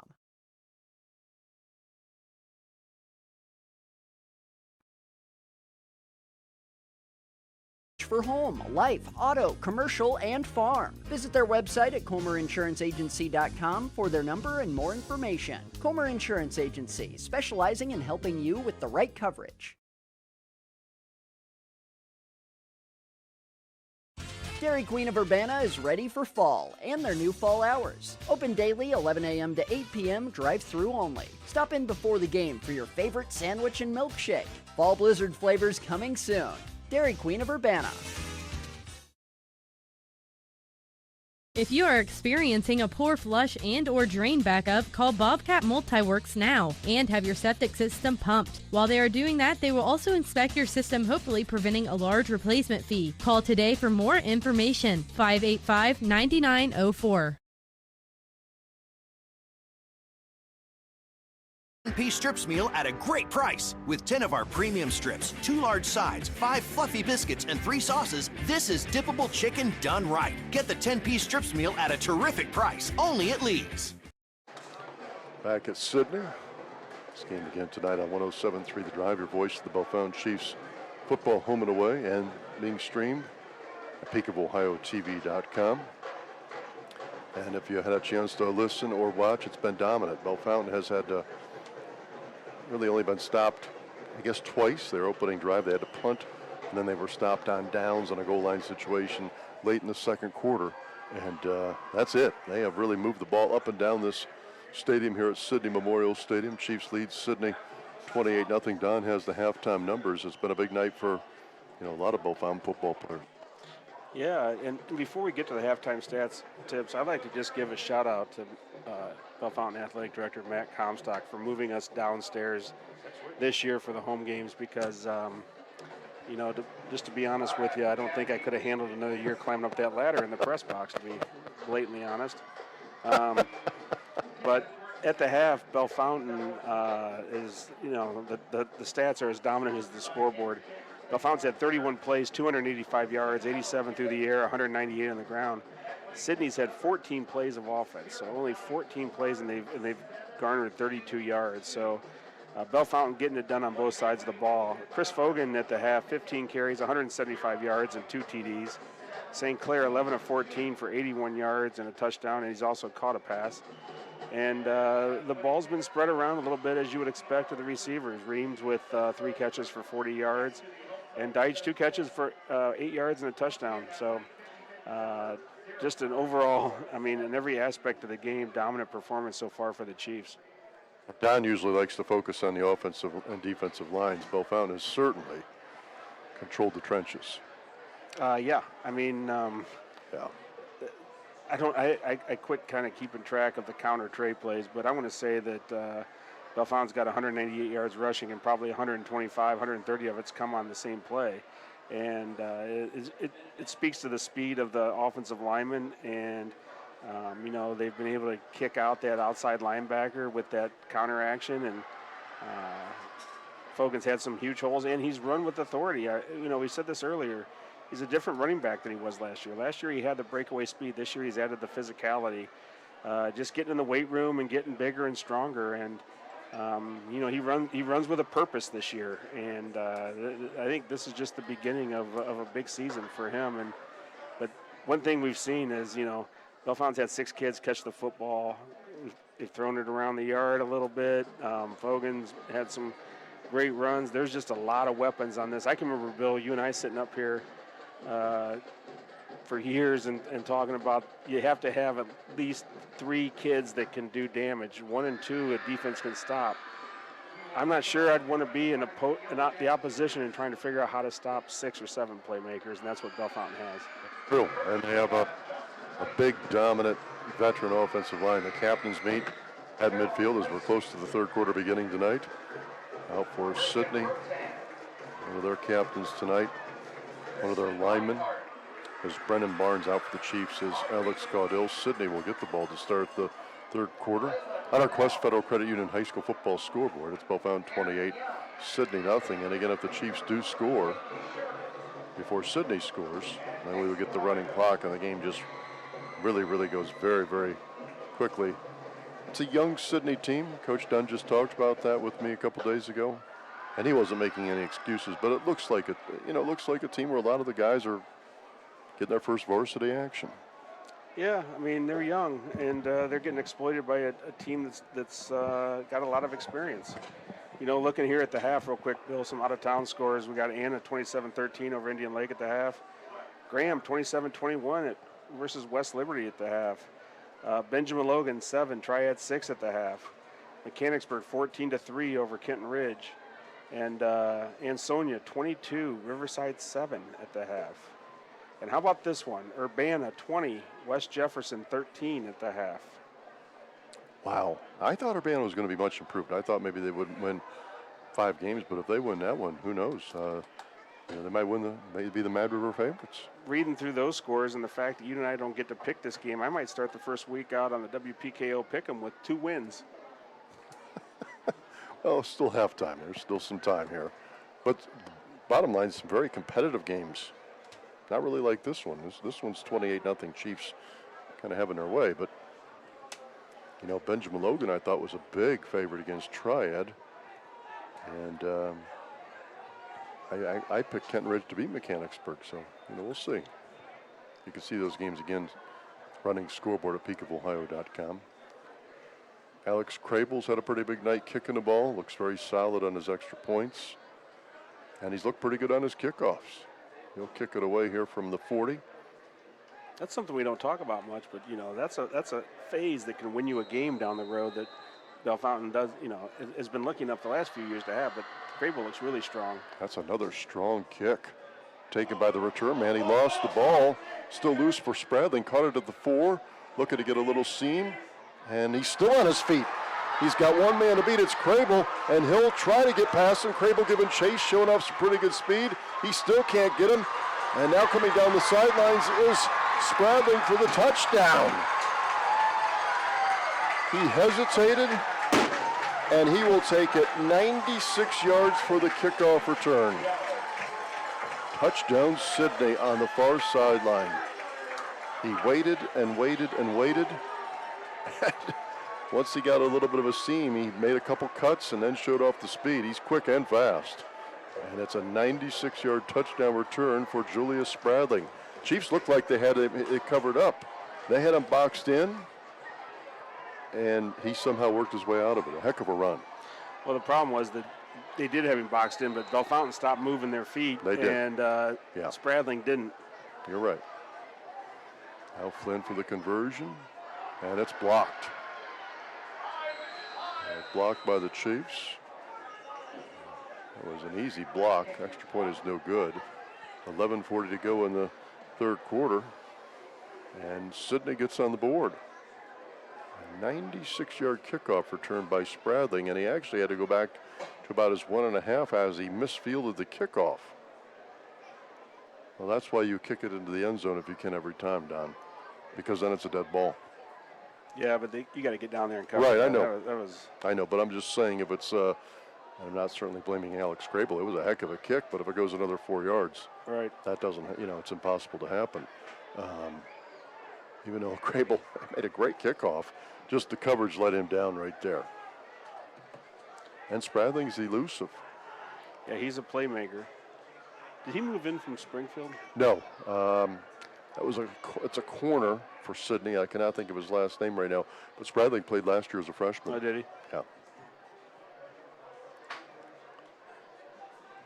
He's a player though.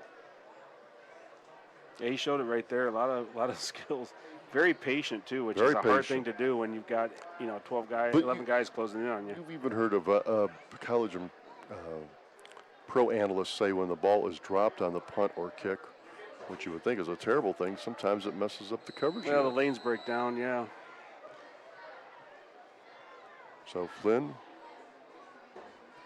will kick it away. Kickoff brought to you by Dairy Queen of Bellefontaine. Point after touchdown that was missed, thanks to Fisso floor covering. Flynn's kick is high, but not very deep. Taken by Neer on a run at the 16. Neer looking to get outside, and he is swung down. Good open field tackle by Sidney. Only a return of about 11 yards to his 27. Not a deep kick by Flynn, but one thing he did well, he kicked it pretty high. Yeah, and Sidney for the first time tonight is playing with a little bit of emotion. Yeah. That kickoff will do that. But then, good job right there, getting downfield and making a play. That's good. It'll give Bellefontaine a chance to see how they move the ball against a little bit more of a spirited Sidney attack. 11:35 to go in the third quarter. Chiefs in front 28-6. Sidney started this half with a 96-yard kickoff return by Julius Spradling.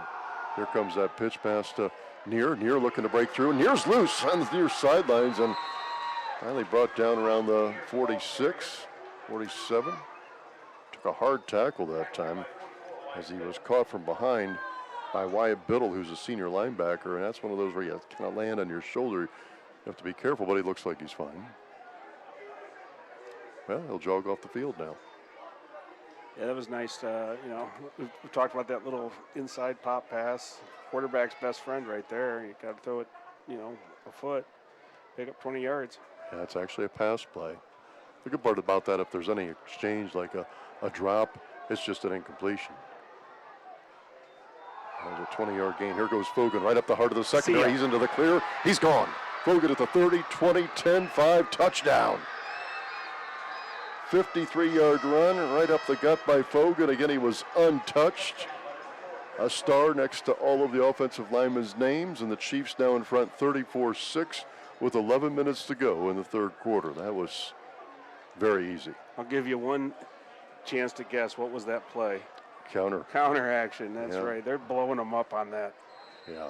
And a lot of that is Fogan's patient too, and he's letting that offensive lineman get to that second level and set that block. Crable out for the conversion. The kick is up, and the kick is good, thanks to Fisso floor covering. We'll take a break. Some real fireworks here to start the second half. A 96-yard kickoff return, and then a 53-yard touchdown run by Fogan. Kickoff return thanks to Sidney's Julius Spradling. Our score with 11 minutes to go in the third quarter on the Quest Federal Credit Union High School football scoreboard. Bellefontaine 35, Sidney 6. Back with more after this. Good luck to our Bell Fountain Chieftains football team and cheerleaders this season. We're excited and cheering for you and looking forward to an amazing season. This is Iron City Sports Bar, located at 1125 South Main Street in Bell Fountain, next to Dunkin' Donuts. Please stop by after the game or order ahead after online for convenient carryout online at ironcitysportsbar.com. You can also reach us at 937-404-5288. Home to the best wings, burgers, and steaks in Logan County.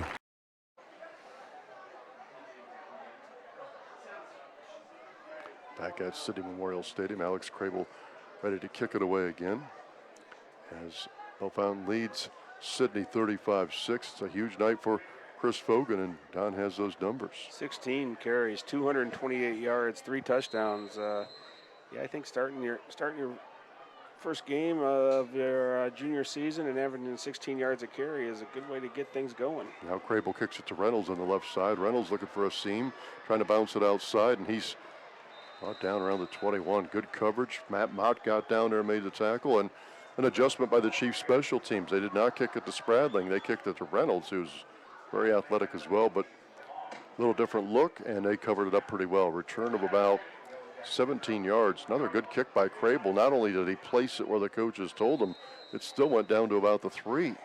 Yeah, I think it's probably a good thing to kick away from Spradling. Yeah. Very local in Wapakoneta, 7-7 at the half. Jonathan Aller leads Amanda Clear Creek 42-3 at the half. It's going to be another good year in the Bell Fountain side of the CBC. Yeah, no question. Now run to the right side, and Declan Shannon there along with Eli Moore. And gain of maybe 3. Pretty good pursuit, second and 7. Coming up, Chiefs lead Sidney 35-6, 10:48 to go in the third quarter. Bell Fountain's doing something tonight much better than they did, I think, really a lot better than they did in the first scrimmage, and it's gotten better a little bit every week, and that is running sideline to sideline to chase the football down. They're doing a much better job of that tonight. Now 2 backs.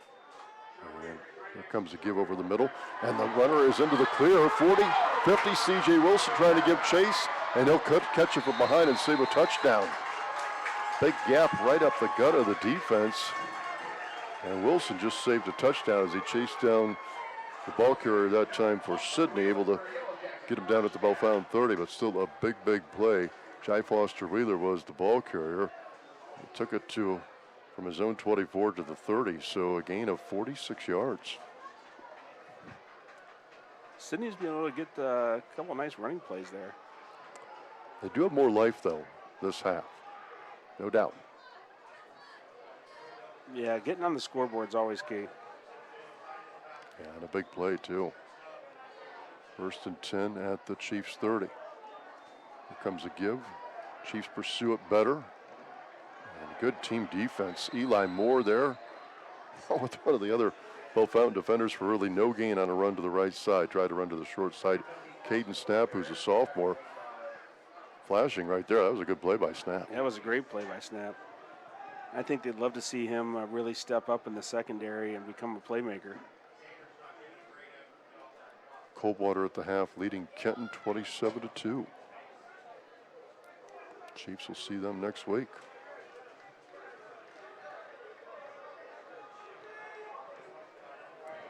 9:30 to go in the third. Bell Fountain in front of Sidney, 35-6 here at Sidney Memorial. And it looked like maybe a little bit of early movement, but it's not called. And a gain of about 5. Boy, I agree with you, Don. I think Sidney got away with one there, but their offensive linemen are coming off the ball with a little bit more oomph. Gain of 5 in the run that time by Sidney's Isaiah Foster, the sophomore running back. Make it 6, 3rd and 4 for the Yellow Jackets. Well, Ashcraft right there was showing blitz. Yes. And I think he got the guard to flinch a little bit, but it wasn't called. No. No harm, no foul play on. Mm-hmm. Sidney's still content, though, milking that clock. 3rd and 4 at the Fountain 24. Chiefs in front 35-6. Heron rolls left, has pressure, throws out in the flat, caught by his receiver, trying to get to the marker, and he makes the first down. Good play out in the left flat. There was a soft part in the defense. 5-yard pass completion. Looked like Fogan made the tackle. Fogan will leave the field. New corner will come in. I have to give it to the Sidney players because they were in a tough deal at the half. They were outmanned in that first half, but they've come out and played much better here in the third quarter. Yeah. Their offense looks a lot more crisp than it did in the first half. Yes, Spradling in motion, and it will be a run over the left side. Foster again, at about 4. The one thing that looks apparent to me, Bill, is that instead of Foster taking the ball outside, he's really cutting it back against the grain now, and he's been able to find some running room doing that. 2nd and 6 at the Bellefontaine 15, so Sidney in the red zone. Spradling and Reynolds on the right side of the formation. Heron wants to throw. Has Spradling, who makes the catch at the 10. Reverses field, hit, and then brought down by a host of defenders. But it's a first down at the 9, 1st and goal. Well, he is a jitterbug. I think he's more quick than fast. He's fast as well, but his movement from left to right, right to left is elite. Yeah. Probably shouldn't have cut back like that. No. I think if he'd have kept going straight, he probably gets another couple of yards. Right. But Right, but those, he ran into a host cutting back. Those playmakers like that, though, they like to stay on their feet as long as possible. They'll go back 8 to gain 2. Yeah, you're right. 2 running backs right next to Heron. It's a low snap. Give to the running back who tries to squirt out of a couple of tackles. Keegan Overton Story there along with Harper Scott. Scott is a junior linebacker. He is a hitter. Going to bring up a 4th down. Yeah. Yeah, Scott's played well at that. Boy, I thought it was a first down, though, on the play to Spradling. No, it was like 3rd and half a yard. Close, yeah. It's 4th and about 2 at the Bellefontaine 11. They have to get to the 9. I really like the way Bellefontain's linebackers have played. Yeah. Scott and Moore and Ashcraft have been very noticeable. Yeah, 4th and 2. Play clock down to 3. Aaron wants to pass, and we have a stoppage. Sidney got the timeout right before the snap. We'll take a timeout as well. 6:03 to go in the third quarter. The Chiefs lead Sidney 35-6 on 107.3 The Drive and PeakofOhioTV.com. Back with more after this. Are you penalized because your bank's head coach is located out of town? At the People Savings Bank, our head coach is right here in your hometown to help you meet your goals. Come score a touchdown with the People Savings Bank. Member FDIC and Equal Housing Lender. Many can say they're the best, but only Firehouse Pizza has been voted the best pizza in Logan County. Check out our specials and menu on our Facebook page at facebook.com/Firehouse Pizza and Subs. Firehouse Pizza and Subs in Zanesfield, voted #1 in Logan County. Sidney talking things over. Their first time out of this half. Coach Dunn just trying to come up with a big 4th down play call here.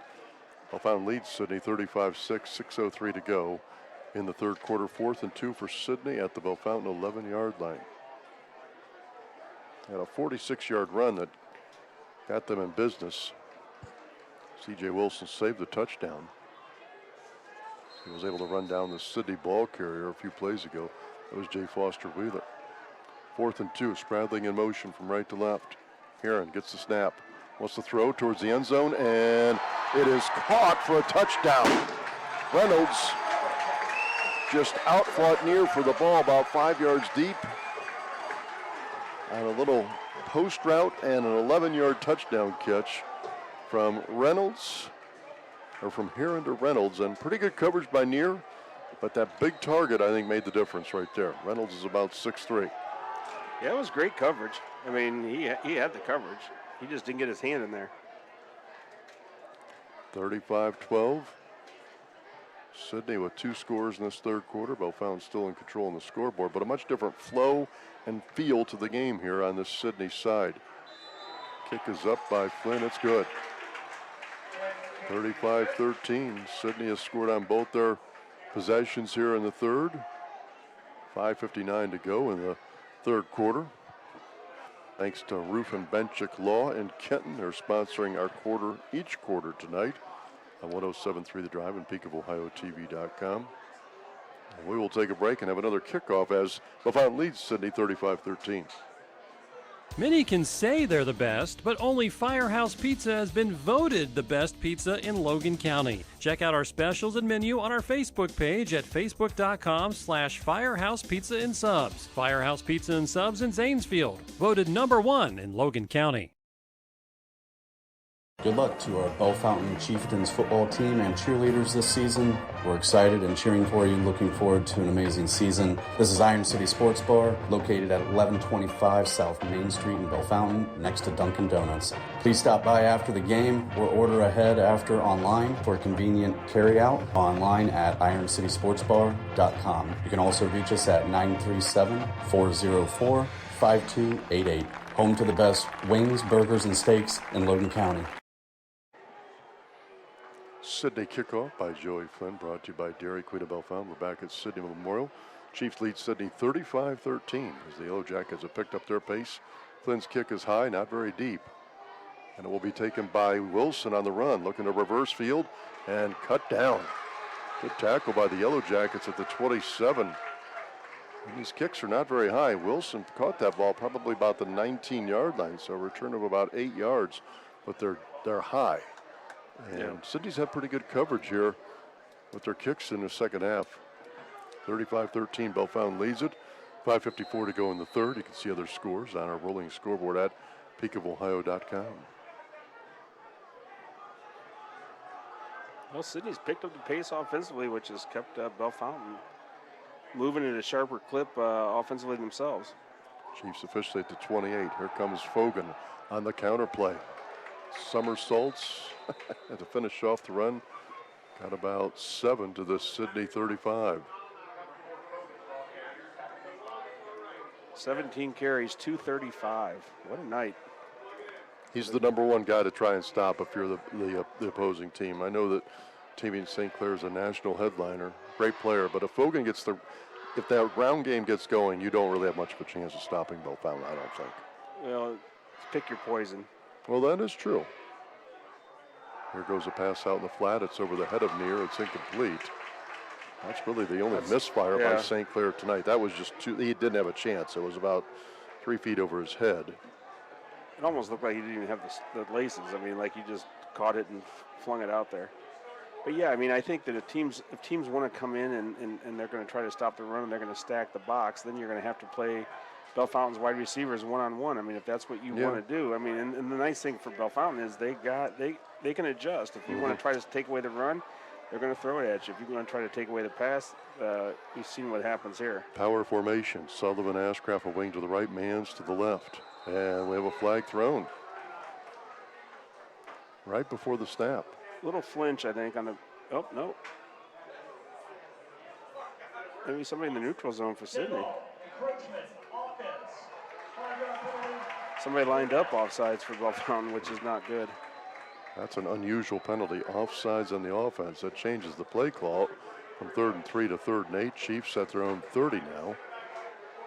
The Chiefs have shown some little hesitancy when Sidney comes with that all-out blitz look.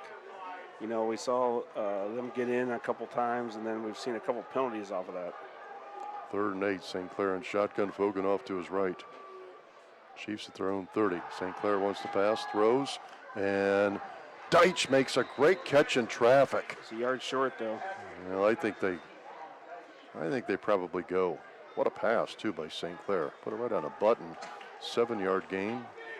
Pretty good coverage that time by Sidney's defensive back. That was Perry Fleming. The Chiefs will bring out the punt team. Perry Fleming, by the way, is the player that moved in from Springfield. Corner. 4th and 1. And just, I guess this is conventional coaching. 4th and 1 at your own 38. Up big, you would punt. Yeah, great time for a fake, though. Wilson gets the snap. He'll kick it away, and he gets off a good one. It will hit around the 25. Sidney return man cannot get up to it, and it will roll down inside the 20 to the 17. What a punt by Wilson. Wow. At that time of 50 yards. Nice kick. Yeah, I think that, you know, as a Bellefontaine fan, you want them to go for it there because you want to see the offense down the field. But the smart thing, and you got to win the football game first, because if you get stopped there and then Sidney goes in, now you got just a 2-possession game, and you've given them a short field. I think that, you know, thinking about what's right from a winning the football game perspective, you had to punt there. Sidney, well, they'll say it's at the 18. Sidney offense, though, showed some real life on that last series. There goes Heron, the quarterback. Oh, he ran into a wall. And up to Xander Johnson hobbling off the field. Two-way player for the Chiefs, offensive tackle and a defensive tackle.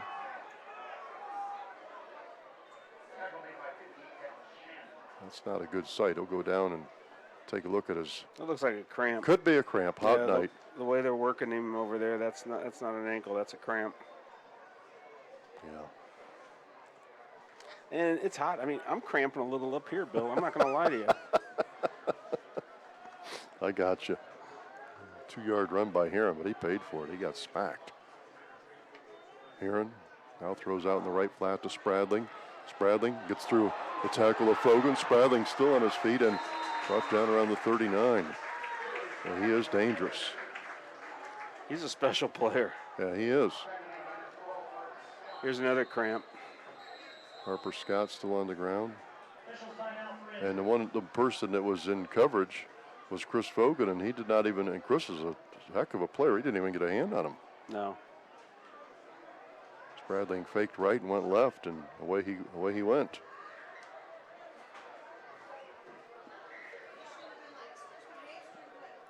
Yeah, they run it. It's just a little bit of a screen, but it's all predicated on that slot guy getting a block, and they've been able to block that really well against Bellefontaine so far in the second half. Sam Varian comes in for Harper Scott. Varian's a sophomore. A couple sophomores to keep our eye on here. Caden Snap and Sam Varian for the Chiefs. Here comes an inside run, and Hayden Manns will make the tackle after a gain of about 2. That time by Sidney's running back.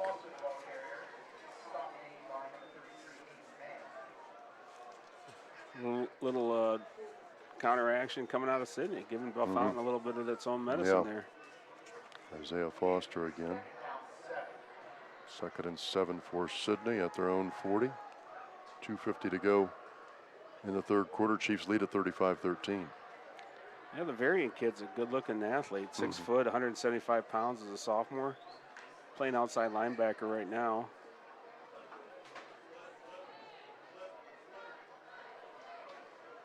Spradling in motion. They'll get the delay give, trying to run wide. Chiefs have defenders out there, and Spradling maybe got about 2.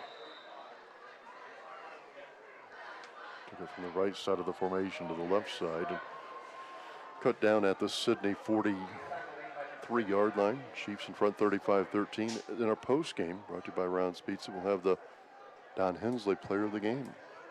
Yeah, I think we need to get, maybe a sponsor for that or something. I don't know. Unless maybe I start handing out some, coupons or something that I clip. I like your name in there though. You're well, I mean, there is that. It is somewhat branded now. Yeah, you're a football guru. It's a big deal. 3rd and 6. Chiefs show blitz. Pressure coming. Heron throws, and Spradling cannot make the catch. He was open on the near side. And the pass was kind of a wobbler because Heron had pressure, but that one probably should have been caught. He just had to chuck it out there because Harper Scott just pounded him after the play. I really like the way Scott looks at linebacker. These linebackers have looked good, and they've been running down a lot of ball carriers tonight. Joey Flynn, who's had an interesting night. He had 2 punts in the first half that were almost blocked, and one of those punts went for 8 yards in that first half. Flynn gets a low snap. Ball still loose. It's free. And then Flynn is submarined by Sullivan Ashcraft and Eli Moore. once he bobbled the snap, it was a low snap. He was in big, big trouble. Yeah, I'm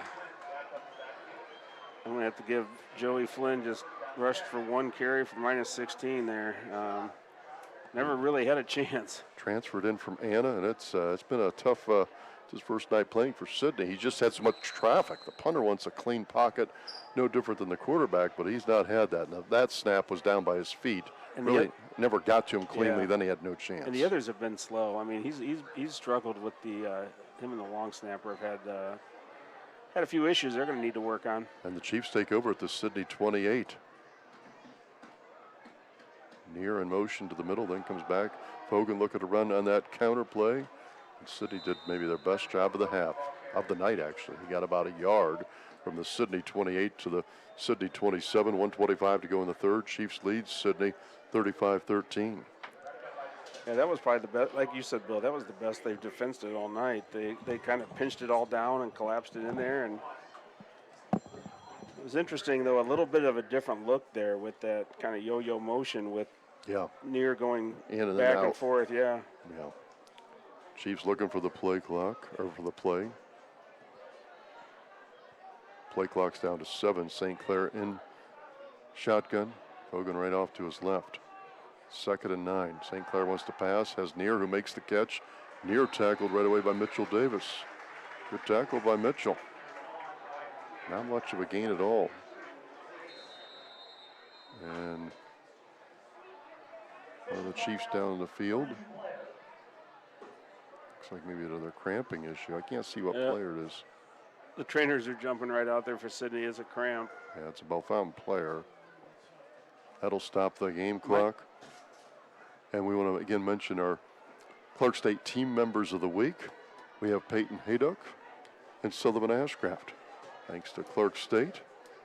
Peyton is a senior mellophone player in the Bellefontaine High School marching band. Sullivan Ashcraft is a middle linebacker for the Chiefs. So one of those Chiefs still being tended to with the cramping. And it's been for August, as far as the two-a-days, the practices, not that warm. This will be one of the warmest days or nights that football players have had to play this month. Yeah, yeah.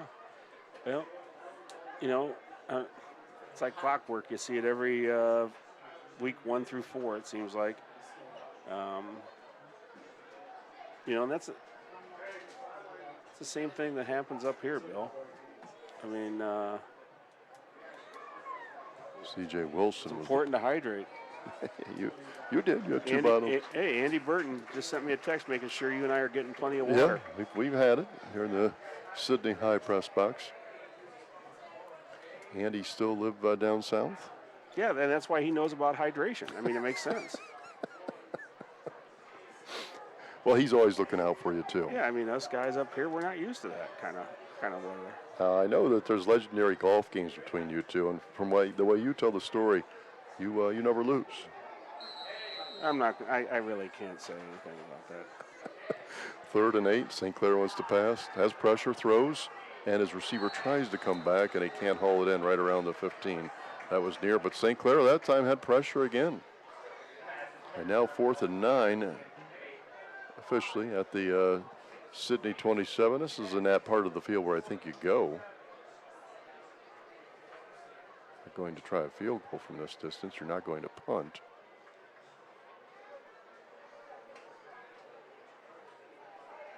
Please reset the play clock to 25.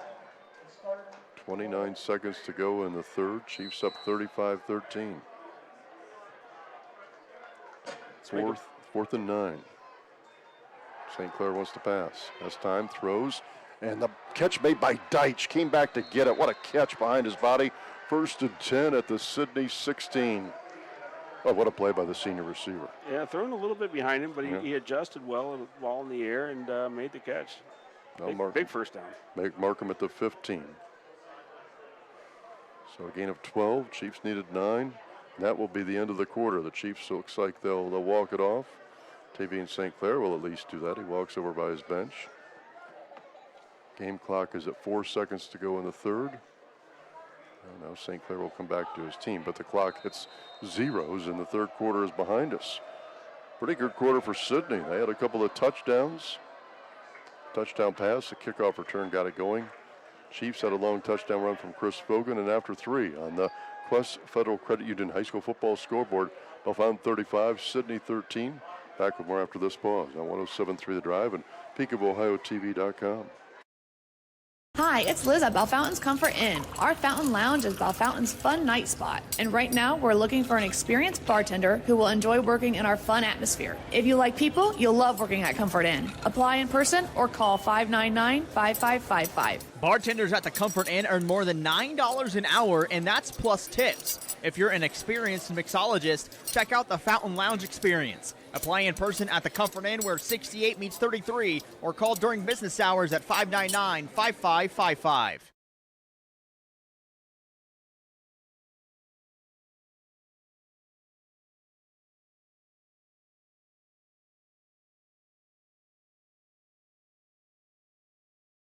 Well, 100% from the at Bellefontain's Best Car Wash, we take care of your vehicle 100%. From the first drop of hot, clean water to the last stroke of our super soft, shine-enhancing towel. And ask about Bellefontain's Best Punch Card. Buy 4 washes, get the 5th one free. Bellefontain's Best Car Wash, 720 South Main. Back at Sidney Memorial Stadium, Chiefs with a 1st and 10 at the Sidney 15. Up 35-13 as we begin the 4th quarter tonight at Sidney. Fogan in motion. He'll get the pop pass, looking to get the left side. Still on his feet inside the 12, down to about the 10. Fogan in motion, and as soon as St. Clair gets the shotgun snap from Jack Browner, he just pushes it right to Fogan, so it's a pass. It looks like a run to me, but it's a pass play for 5 yards. 2nd and 5 at the Sidney 10. Chiefs up 35-13 with 11:35 to go in the game. I think Bellefontaine needs to, it feels like they've been in control of the game most of the night, and they have been, but they need to score here because the offense has stalled a little bit here in the second half. There goes Fogan. No, Harper Scott, rather. Scott lost about half a yard.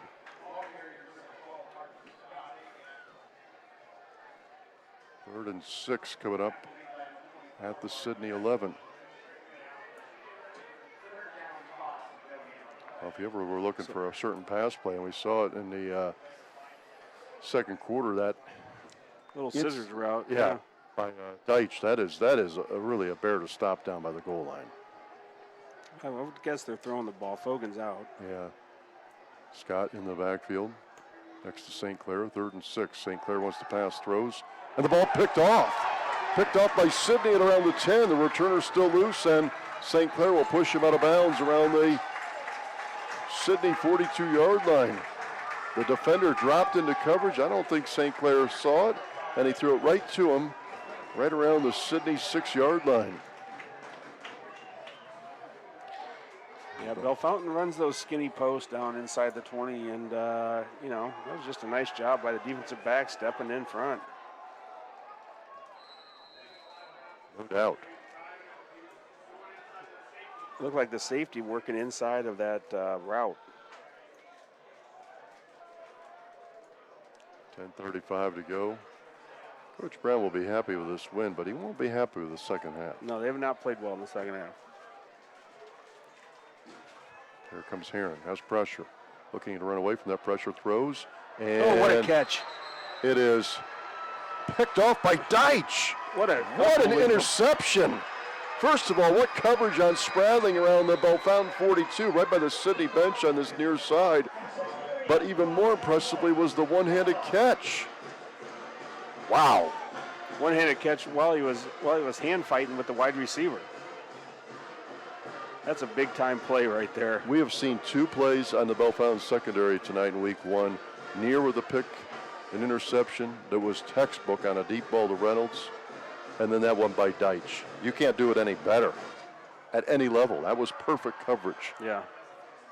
And it was most likely he was going to get his hand in and break it up for an incompletion. That would be the normal outcome. But to make that catch like that, wow, you can see why he's a receiver. So interesting enough, I'm looking across the field. Fogan is on the bench right now with his helmet off. Getting a little attention. I'm not sure. I'll have to keep an eye on that. Here comes Harper Scott on the right side. Pretty well blocked, gain of about 5. I see Fogan. I see where you're looking. He's by the bench, just kind of walking around. You know, he's jogging. Yeah, it looks like he'll be okay. Yeah. Second and 5 at the Bellefontaine 47. It's a good opportunity, though, for Harper Scott to get some reps here with the #1 offense against the #1 defense. Mm-hmm. Second and 5, Chiefs lead at 35-13 after that Deitch great interception. Scott again gets a good seam. Scott upended, took a shot right to the gut, short of the first down, 3rd and 1. And what a hit by Miles Vordemark, who's their best defensive player. And now Scott's slow to get up. Yeah, he is. He took a hard hit down. Vordemark really, even though he's the smaller player between the two, he delivered the blow. And I believe Vordemark might be the player that picked off the pass a few plays ago. Yeah. Fogan's checked back in now, so everybody can breathe again. Mm-hmm. 3rd and 1 for the Chiefs. 9:30 to go in the game. Bellefontaine in front, 35-13. Scott's been windmilled a couple times, I think, tonight when he's run the football. Well, he's a little taller than Chris. Runs Right. more upright as well, I think. Bigger target to hit. 3rd and 1. St. Clair will pull it and go, and he's got a first down. St. Clair brought down from behind by Vordemark, who made a fine play from his safety spot again, but not before St. Clair goes for 12 yards. That is a first down for the Chiefs to the Sidney 39. You know, he's done that just enough tonight, Bill. He's got 4 carries for 31 yards, and they've all come at big times. Mm-hmm. You know, and that's the other thing that you can add into the offense when you got a running back like Fogan. There's a lot of eyeballs on him. Absolutely. If Vordemark doesn't get St. Clair by the feet, he was going to go for another 10 yards, I think. Here's that pop pass to Neer, looking to get a block on the left side. Oh, he's hit hard by Vordemark again. Wow. Really no gain. That kid's playing. Yeah, he's playing. That's great pursuit. Of course, those safeties, nobody's blocking you, so you get a lot of speed build up in your run. And Neer got maybe half a yard, but You'd like for him to get less speed. got popped out of bounds on the far side. I don't think Coach Brown was real happy with the way that was blocked. 8:40. No. He just stepped out on the field, let his team know that. We'll talk about that when the film runs tomorrow, boys. 8:44 to go in the game. Chiefs up 35-13. Here goes Riley Neer, darting through some tacklers. Neer down the far sideline, still on his feet, and finally cut down around the 25-yard line. The Chiefs being tended to. Good sportsmanship here. Sidney Blair, the defender, is helping the Chiefs stretch out here. And I believe it might be Jazander Johnson again. Yeah, it was Miles Vordemark. He's doing a little bit of everything. Yeah, I mean, I'll tell you one thing. That's something I never did, Bill, was help another guy stretch out. I mean, a night like this, I was just trying to get back to my own huddle. Well, the player's still being tended to. I don't know that we've seen a Sidney player cramp up yet. We'll take a break for this injury timeout. 8:36 to go in the game. Chiefs lead Sidney 35-13. Back with more after this. As a member-owned financial institution, we stack the deck in your favor. Fewer fees, more frees. Quest Federal Credit Union puts our owners in a position to succeed by offering more opportunities to save where others choose to ding you for every service. Quest Federal Credit Union, member-owned since 1969. Bank better. Quest Federal Credit Union, explore the possibilities. NCUA insured, membership eligibility required, equal opportunity lender. Padroni's Pizza in Bellefontaine is ready to feed your gang. They offer so much more than just delicious pizzas. If you're looking for something new, try their subs and salads, pastas too. They have something for everyone. Padroni's Pizza in Bellefontaine. Chiefs back out on the field for a 1st and 10 at the Sidney 25. Near the running back, St. Clair wants to pass, looking, throws towards the end zone, and there to make the touchdown catch is Deitch. Turned the defender all the way around. Deitch caught it about 2 yards deep in the end zone for an easy pitch and catch from St. Clair to Deitch, and why not have Deitch finish off the drive. He started it with a fine defensive play with the interception a few plays ago. A 25-yard touchdown pass from St. Clair to Deitch. Beautiful ball. And the Chiefs lead at 41-13 with 8:31 to go in the football game. They're going to go for 2 here, Bill. You see a lot of coaches do this to try to get the running clock in the second half. Mm-hmm. And that's what it would be. A 28-point margin right now will be bumped up to 30 if they can convert. Chiefs better get a move on, though. Play clock down to 10. They might have to use a timeout. Play clock is now at 7. Yeah, they will. They're not going to get the playoff in time. Play clock now down to 1, 0, and that's it. And there's the flag in the air by the back judge. Delay a game on the Chiefs. Well, if you're going to go for 2 from the Sidney 3, do you go for 2 from the Sidney 8? Yeah, I would think someone on the coaching staff, though, has to be watching that play clock, and they could have gotten a timeout there. Could have. Chiefs have all 3 timeouts to use here. They're looking over at the sideline again. Play clock now is at 12 as they get to the line. St. Clair in shotgun, near off to his right. 3 receivers set. St. Clair wants to pass. Looking. Throws towards Deitch, and Deitch on the near side makes the catch. What a catch. Right by the sideline, I should say on the far side. He made the catch sliding down. Boy, he's got some kind of a feel. You can't teach or coach what he does on his patterns. And you can tell that he's been playing football a long time. The senior had the touchdown catch and the 2-point reception. That's the second touchdown catch for Deitch tonight. And the Chiefs lead at 43-13, 8:31 to go in the game. Point after touchdown thanks to Thistle floor covering. And we'll take a break and come back with another Dairy Queen of Bell Fountain kickoff right after this on 107.3 The Drive and PeakofOhioTV.com. Good luck to our Bell Fountain Chieftains football team and cheerleaders this season. We're excited and cheering for you and looking forward to an amazing season. This is Iron City Sports Bar, located at 1125 South Main Street in Bell Fountain, next to Dunkin' Donuts. Please stop by after the game or order ahead after online for convenient carryout online at ironcitysportsbar.com. You can also reach us at 937-404-5288. Home to the best wings, burgers, and steaks in Logan County. Alex Crable out for another Dairy Queen of Bell Fountain kickoff. This quarter brought to you by Roof and Benchick Law in Kenton. The Chiefs lead Sidney 43-13, 8:31 to go in the game. Reynolds makes the catch around his 10. Looking to get upfield, looking for some seams. Reynolds trying to get away from Declan Shannon. Reynolds still on his feet and will finally be bumped out of bounds. And then a flag thrown. I think one of the Chiefs, maybe with a late hit, finally bumped out of bounds on the far side around the 44. These Sidney kickoff returners are dangerous. Yeah, I think Bell Fountain's going to have to shore up that kickoff team a little bit. They've given up some returns tonight.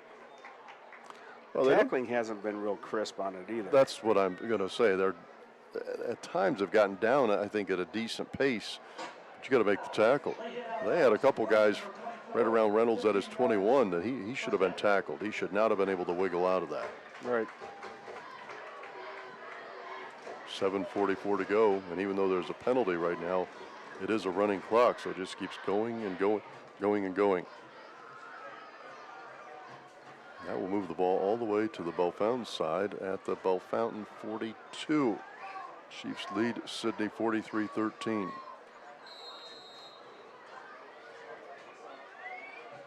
You know, going back to that extra point pass to Deitch, St. Clair seems to have a lot of chemistry with all of his receivers, but especially with Deitch. Yeah. Aaron in shotgun. Gives it off to his running back. He's trying to run over that right side. Finished off by Mans and a host of Chiefs.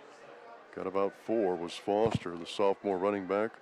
Next week, the Chiefs are home. They've not had a home football game since last year in Week 10. They scrimmaged this year at Allen East and then North Union. But to end last year, they had the playoffs where Don and I went to Dresden, Ohio. We can tell you all about it. And we went to Mount Orab, Ohio. We should have flown to both of those.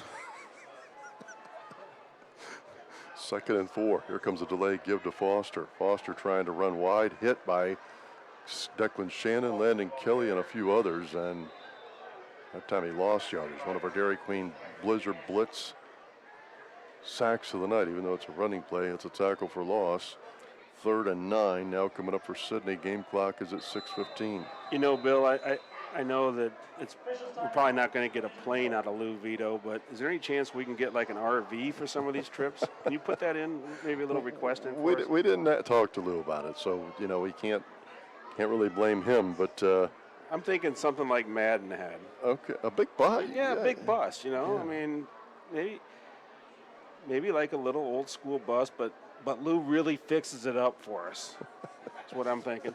And then, like, when he's doing the away games, he can pull that right on the track and put some cameras up there. Because he does have PeakofOhioTV.com. Right. One of the Sidney players being tended to for what looks like a cramp issue right near midfield. Chiefs lead at 43-13, 6:14 to go in the game. Now, for an injury, the clock does stop, but otherwise it's a running clock right now. It's one of the Sidney offensive linemen who is able to get up, and he'll walk off the field. Brennan Barnes, one of the captains tonight. But, yeah. They're making him walk off backwards. I've never seen this before. I haven't either. I guess that must help with the cramping. Maybe. Yeah, he'll turn around and run and walk off the normal way. But you kind of remind me a little. You think I've struck? You think I've hit something here with this the bus? Yeah. The bus, yeah. I mean, the more you chew on it a little bit, the more it starts to make sense. And maybe like a chef on board. A chef on board. You can put all the different stations that Lou has on the side of the bus. It'd be a rolling. I'm sure you can get a tax break on that or something. Yeah, I mean, it'd be a rolling commercial. Yeah. I think I'm onto something. I'll think about it. Heron wants to pass. Starting to get pressure. Now rolls to his left, throws into coverage. Chiefs are there, and it's picked off by C.J. Wilson. Wilson makes the pick at the 6-yard line. Heron took a long time rolling out to his left, and the first-year starter has thrown 3 picks tonight. The Chiefs, with their defense, make another big play, and Bellefontaine leading 43-13 with 5:58 to go in the game. We'll just look to milk this game clock. It wasn't terribly thrown. I mean, Wilson did a great job of high pointing it. Yeah. He went up, and the wide receiver really didn't go up and battle him for it. So it'll be interesting now with the running clock. Do we see the number 1 offense stay out there? Looks like we do, but I'm not sure. If I'm Bellefontaine. I know where you're going. You're thinking about bigger and better days ahead. Well, I'm not sure that I want number 4 pounding the rock down here. Maybe turn and hand it off to somebody else. Yeah. Looks like St. Clair's going to come in to run the offense, but I'm wondering who's in the backfield. Well, they still have the starting offensive line. I see Jack Varner at center. St. Clair standing right by his own goal line. He'll give it to this running back who squirts through a couple of holes. Riley Neer. It is Neer. Got about 3. And the clock will just continue to milk away. 5:20 to go in the game. The Chiefs lead Sidney 43-13. Now, to your point with the bus and the playoffs, we'll flip from our funny or creative side to the practical side. Chiefs just need to get a top 4 seed and be home the first 2 games. How do you like that idea? I like it. I'm just thinking, I'm a visionary, Bill. I'm thinking long term here. Okay, well, maybe down the road, there are obviously other away games. Maybe take one to Indian Lake, take one to Kenton Ridge, to London, etc. Yeah. There goes Neer. He's cut down right away. 4:40 to go in the game. Chiefs in front 43-13. Coming up all the rounds post-game show. And we'll have the Don Hensley player of the game. We have another stoppage. Looks like it's a Sidney player that has now had some cramp problems. Maybe.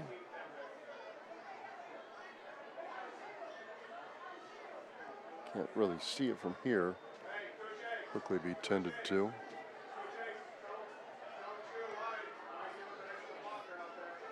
Not sure if this will be a long break. Chiefs in front 43-13 here at Sidney. Other scores on a rolling scoreboard at PeakofOhio.com. They'll help that Sidney defender quickly get off the field. When we come back to action, it will be a 3rd and 9 for Bellefontaine at their own 7. Chiefs are closing in on 500 yards of offense though in this first game. They're right around 460 yards right now, which is a stout performance in a game where you have a running clock. Yeah, they're obviously very, very gifted. I don't think they played. Be interesting to see what Coach Brown has to say. I don't think they played with the same sharpness though after the half. I think some of that might have been the score and the way Yeah. the first half went. I mean, almost everything went right for him the first half. You're right. You're right. But the good thing for Bell Fountain is that some things didn't go right in the second half, and those are going to be the things that are going to get talked about in preparation for Coldwater next week. Home opener next Friday at AccuSports Stadium. 3rd and 9 for the Chiefs at their own 7. 4:20 to go in the game. St. Clair in shotgun. Oh, wait, the play clock is still at 20 seconds. Now he gets the snap, wants to pass. Caught by his receiver. Looking to get upfield and will not get the first down. Looked like that was Wilson for a gain of about 5, and Chiefs send out their punt team.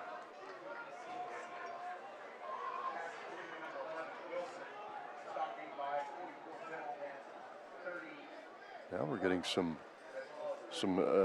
tips from listeners about kind of I like it. van or bus. And I know Lou's listening, and we're getting a lot of people weighing in on what kind of bus we should get. So we could turn this into something, I think. Well, one of the listeners thought Somebody get a hold of Wes East and see if he's in on this. All right. A 1978 Shasta has been recommended. Wilson gets away the punt. Sidney doesn't even have a return man. They'll just let it go, and ball will be down right around the Bell Fountain 44. Game clock continues to move along. 3:19 to go in the game. Chiefs lead at 43-13.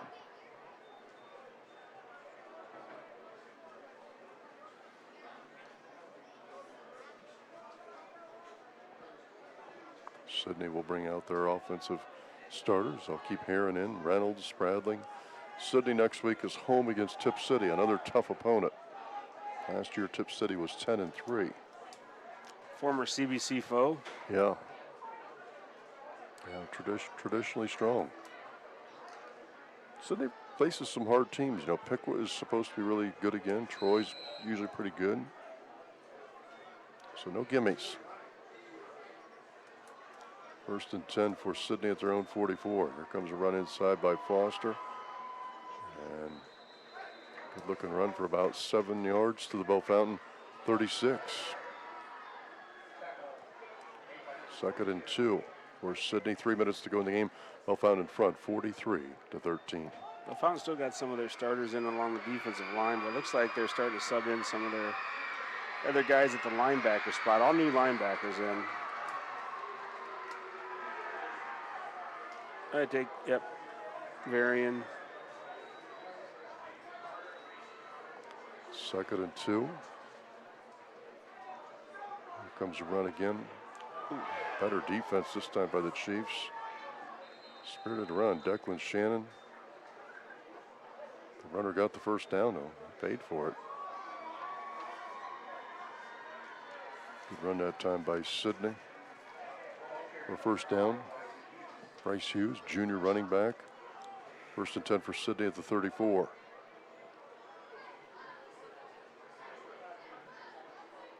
Game clock at 2:05 to go.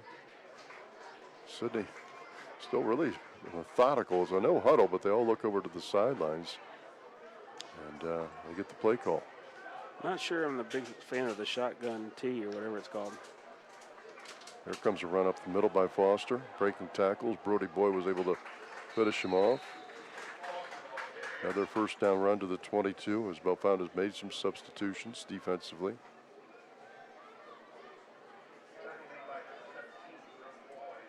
First and 10 at the 23 of Bell Fountain. 1:30 to go in the game. Chiefs in front 43-13. And they've been a juggernaut offensively. Big night rushing the ball and throwing the ball. Yeah, the offense has been really, really solid. Here comes a give to Spradling, who's brought down from behind.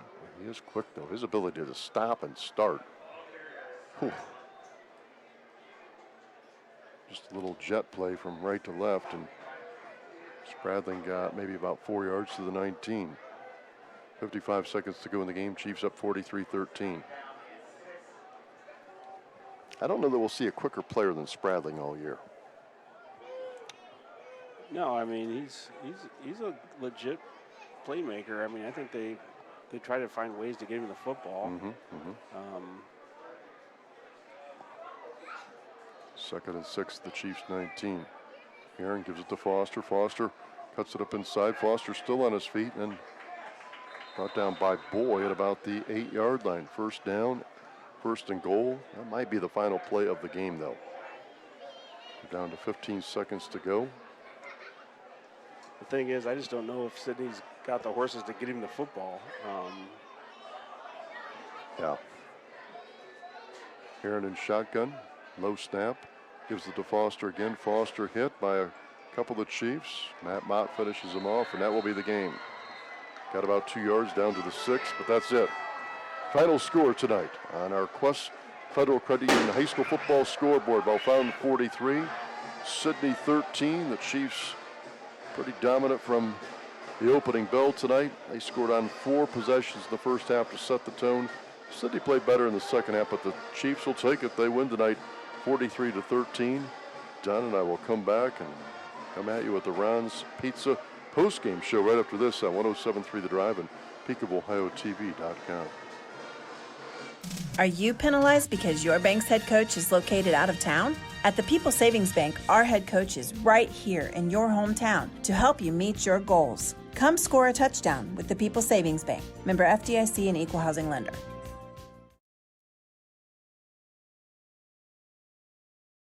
Beautiful glow your skin gets from the sun? At Buckeye Wash and Tan, you can keep that glow all year round. You don't have to worry about the seasons changing. They have several beds available to help you achieve and keep the look you want. Check out Buckeye Wash and Tan in the Highland Hills Plaza. Good luck to our Bellefontaine Chieftains football team and cheerleaders this season. We're excited and cheering for you and looking forward to an amazing season. This is Iron City Sports Bar, located at 1125 South Main Street in Bellefontaine, next to Dunkin' Donuts. Please stop by after the game or order ahead after online for convenient carryout online at ironcitysportsbar.com. You can also reach us at 937-404-5288. Home to the best wings, burgers, and steaks in Logan County. Welcome back to Sidney Memorial Stadium. Thanks to Mitch Hoying and the Sidney Athletic Department for hosting us tonight.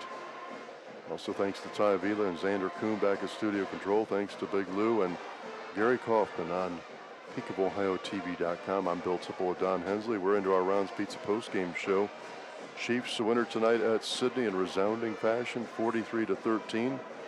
And I know there's some things to work on. We'll hear from Don about that in a second, but Don's a great stat guy, and his paper is filled up with this Bellefontaine offense. Chiefs led 28-0 at the half, and it looked like it was going to be a rout, which it pretty much turned out to be. But what do you got offensively for the Bellefontaine Chiefs? Well, they had over about 465 yards of offense. St. Clair was 19 of 25 with 157 yards and 2 touchdowns. Did throw the interception. Fogan had 18 carries for 236 and 3 touchdowns, and Deitch 4 catches for 45 yards and a pair of scores. And really the Bellefontaine defense, I think, hung in there and played pretty well. I mean, they did, they gave up 13 points, but you got to remember, 6 of those came off of special teams on the kick return. So they limited Sidney to 1 touchdown drive. The offense looked explosive. Bellefontaine looked really good. I think that this is a really strong Chieftain team, and they're deeper than what they've been in the past. You got multiple players who can make plays, and you got some guys that can come in and give guys a spell. And I just think that, there's some coachable moments that they're going to really work on, I think, for coming up for the next week. But this was the good way to start the season for a team that's got high expectations. Well, they have some really good defensive players at all 3 levels. You look at people like Alex Caudill and Hayden Manns on the defensive front. Declan Shannon flashed tonight. All 3 linebackers can play. They played really well. Harper Scott, Sullivan Ashcraft, and Eli Moore can play. I mean, they're good players. And then the secondary. The secondary was a little maligned in the scrimmages, but I didn't really see that tonight. I thought the secondary was pretty strong. Yeah, and, everybody talked about, I thought Bellefontaine was going to be able to defend the pass a little better, but it was a scrimmage, and that takes time. And I thought Neer and Deitch and Wilson all with interceptions tonight. Riley Neer a couple times on an island with Spradling, which is a tough cover, made some really nice plays. So I think Bellefontaine was sound in all phases. I thought the kickoff coverage maybe was a little bit suspect at times, but there's some things. All you can ask for as a coach is to win the game, have some things you can look at on tape and get better. Bell Fountain's got that, but all the pieces are there, and I think that they showed in that first half especially, they came out and they put their foot on the gas right out of the gate, and they didn't really let up till the halftime. You know, they didn't punch that one in at the half, and it almost took a little bit of air out of them. Yeah. And but there was a lot of things to like, and you roll up 450-plus yards in a high school football game on the road to open the season when you're supposed to be a little bit sloppy, you're supposed to be a little bit out of sync. It tells you something about where the Chiefs are at already. Well, it's a strong team, no question. And Crable was good on kickoffs, even though the Yellow Jackets returned one for a touchdown. Crable's getting these kickoffs down inside the 5-yard line. He's doing his job. Special teams were sound. C.J. Wilson's a good punter. Bellefonte really didn't have any long returns, which kind of surprises me. I think that's something they can tweak. But, you know, as you said, take week one. You want to get out of here healthy. I don't think anybody got seriously injured. There were a few cramping issues. We did see a Sidney player early on leave the field with what looked like he, you know, maybe had maybe a concussion. Could be. It was Tristan Collins, who's a senior linebacker, but everybody was pretty healthy. There are some teachable moments, and you want to get better, and this is an old football line. Usually you see your biggest jump and improvement from week 1 to week 2, and Bellefonte will get a real stern test next week. I think it could be their hardest opponent of the year in the Coldwater Cavs next week at AccuSports Stadium. Well, I think it gives them a good early season test, and you know, I think it's great to have that kind of a game early on. There's going to be a big crowd, a lot of emotion. You know, a lot of people in the community are already talking about that game, even though they hadn't played Sidney yet. So, you know, there's already tailgates set up for the Coldwater game. So, yeah, I mean, I think that it's the first night at AccuSport. There's going to be a lot of people there. It's going to be exciting, and it's good for the team to have that kind of atmosphere early on. But you know, I don't know anything about Coldwater. All I know is about Bellefonte, but I think Bellefonte will, you know, it's going to be a great football game. I would imagine they'll both be able to score the ball. Stopping Bellefonte's offense is a chore this year, no question. Our quarter sponsor tonight, Roof and Benchik Law Office. Roof and Benchik is in Kenton. Kickoffs brought to you by Dairy Queen of Bellefonte. The Blizzard Blitz sack of the game thanks to Dairy Queen of Bellefonte. Fisto floor covering, taking care of our point after touchdown. Scoreboard thanks to Quest Federal Credit Union. And our post-game show thanks to Ron's Pizza. Ron's Pizza on South Main in Bellefonte, 292-7775. Also thanks to the Comfort Inn in Iron City for sponsoring tonight's game. Chiefs winner at Sidney, 43-13. Bellefonte led 28-0 at the half, and you know, really had their way in this one tonight. Nearly 500 yards in total offense. Big night for Fogan. St. Clair, the receivers look sharp, and now it's time for our Don Hensley, player of the game. Well, I mean, there's a lot of people deserving, but it's hard to go against a kid that carries 18 times for 236 and 3 touchdowns. So it's got to be Chris Fogan. But as we talked, it's going to be interesting to see how defenses adjust to Bellefonte. They can hurt you from many different spots on the field. And that counteraction tonight was big time. So you could easily give it to the offensive line, too, because they played a great game up front. They did. But we're going to go Chris Fogan, and, you know, it's going to be an exciting year, so buckle up. And Rick Reed's a guy you talk to frequently, Bellefonte's offensive line coach. Rick is a straight shooter. If the team's not doing it well, he'll tell you we're not doing it well. But he said throughout the month his offensive line was very good, and he's not kidding us. Well, and I think that when you return all those guys, you can jump right into some things like how to run your counter tray and how to pull guys and how to kick that outside linebacker out. You're not spending all your time in practice just making sure the linemen come off as a unit. So returning that much experience gives the coaching staff a chance to kind of jump ahead a little bit in those teaching moments and two-a-days. Don, have a great weekend. You too, Bill. Look forward to working with you again. Don's off next week for a little family time. Chris Myers will be with me, and Don will be back in week 3 when it's Licking Heights. I think another team that Bellefonte has never played, by the way. No, and I think that's good. You know, I think Bellefonte's got a really good schedule this year. I think Coldwater obviously is going to be a big game. Licking Heights, they've got some tradition. You know, they've been in the playoffs before, so that'll be good for them to get in here. And then I think, you know, the CBC and Bellefonte's side of the CBC is going to be every week's going to be a dog fight. So I think it's going to be a great year for football in Bellefonte. Don't forget, you can watch the Chiefs on the road every time they're on the road at PeakofOhioTV.com. And you can also hear the Chiefs home and away on 107.3 The Drive. Thanks to all the guys for making it happen. Ty Avila and Xander Kuhn back in studio control. Big Lou and Gary Kauffman tonight for PeakofOhioTV.com. Thank all of our sponsors and the Chiefs. Winner tonight at Sidney Memorial, their first trip here in 4 years because of COVID, but Bellefontaine a big winner tonight in week 1 in high school football. Our final score, one final time on the Quest Federal Credit Union high school football scoreboard, Bellefontaine 43, Sidney 13. Until next week when the Chiefs host Coldwater. For Don Hensley, I'm Bill Tipple saying have a good weekend. Take care.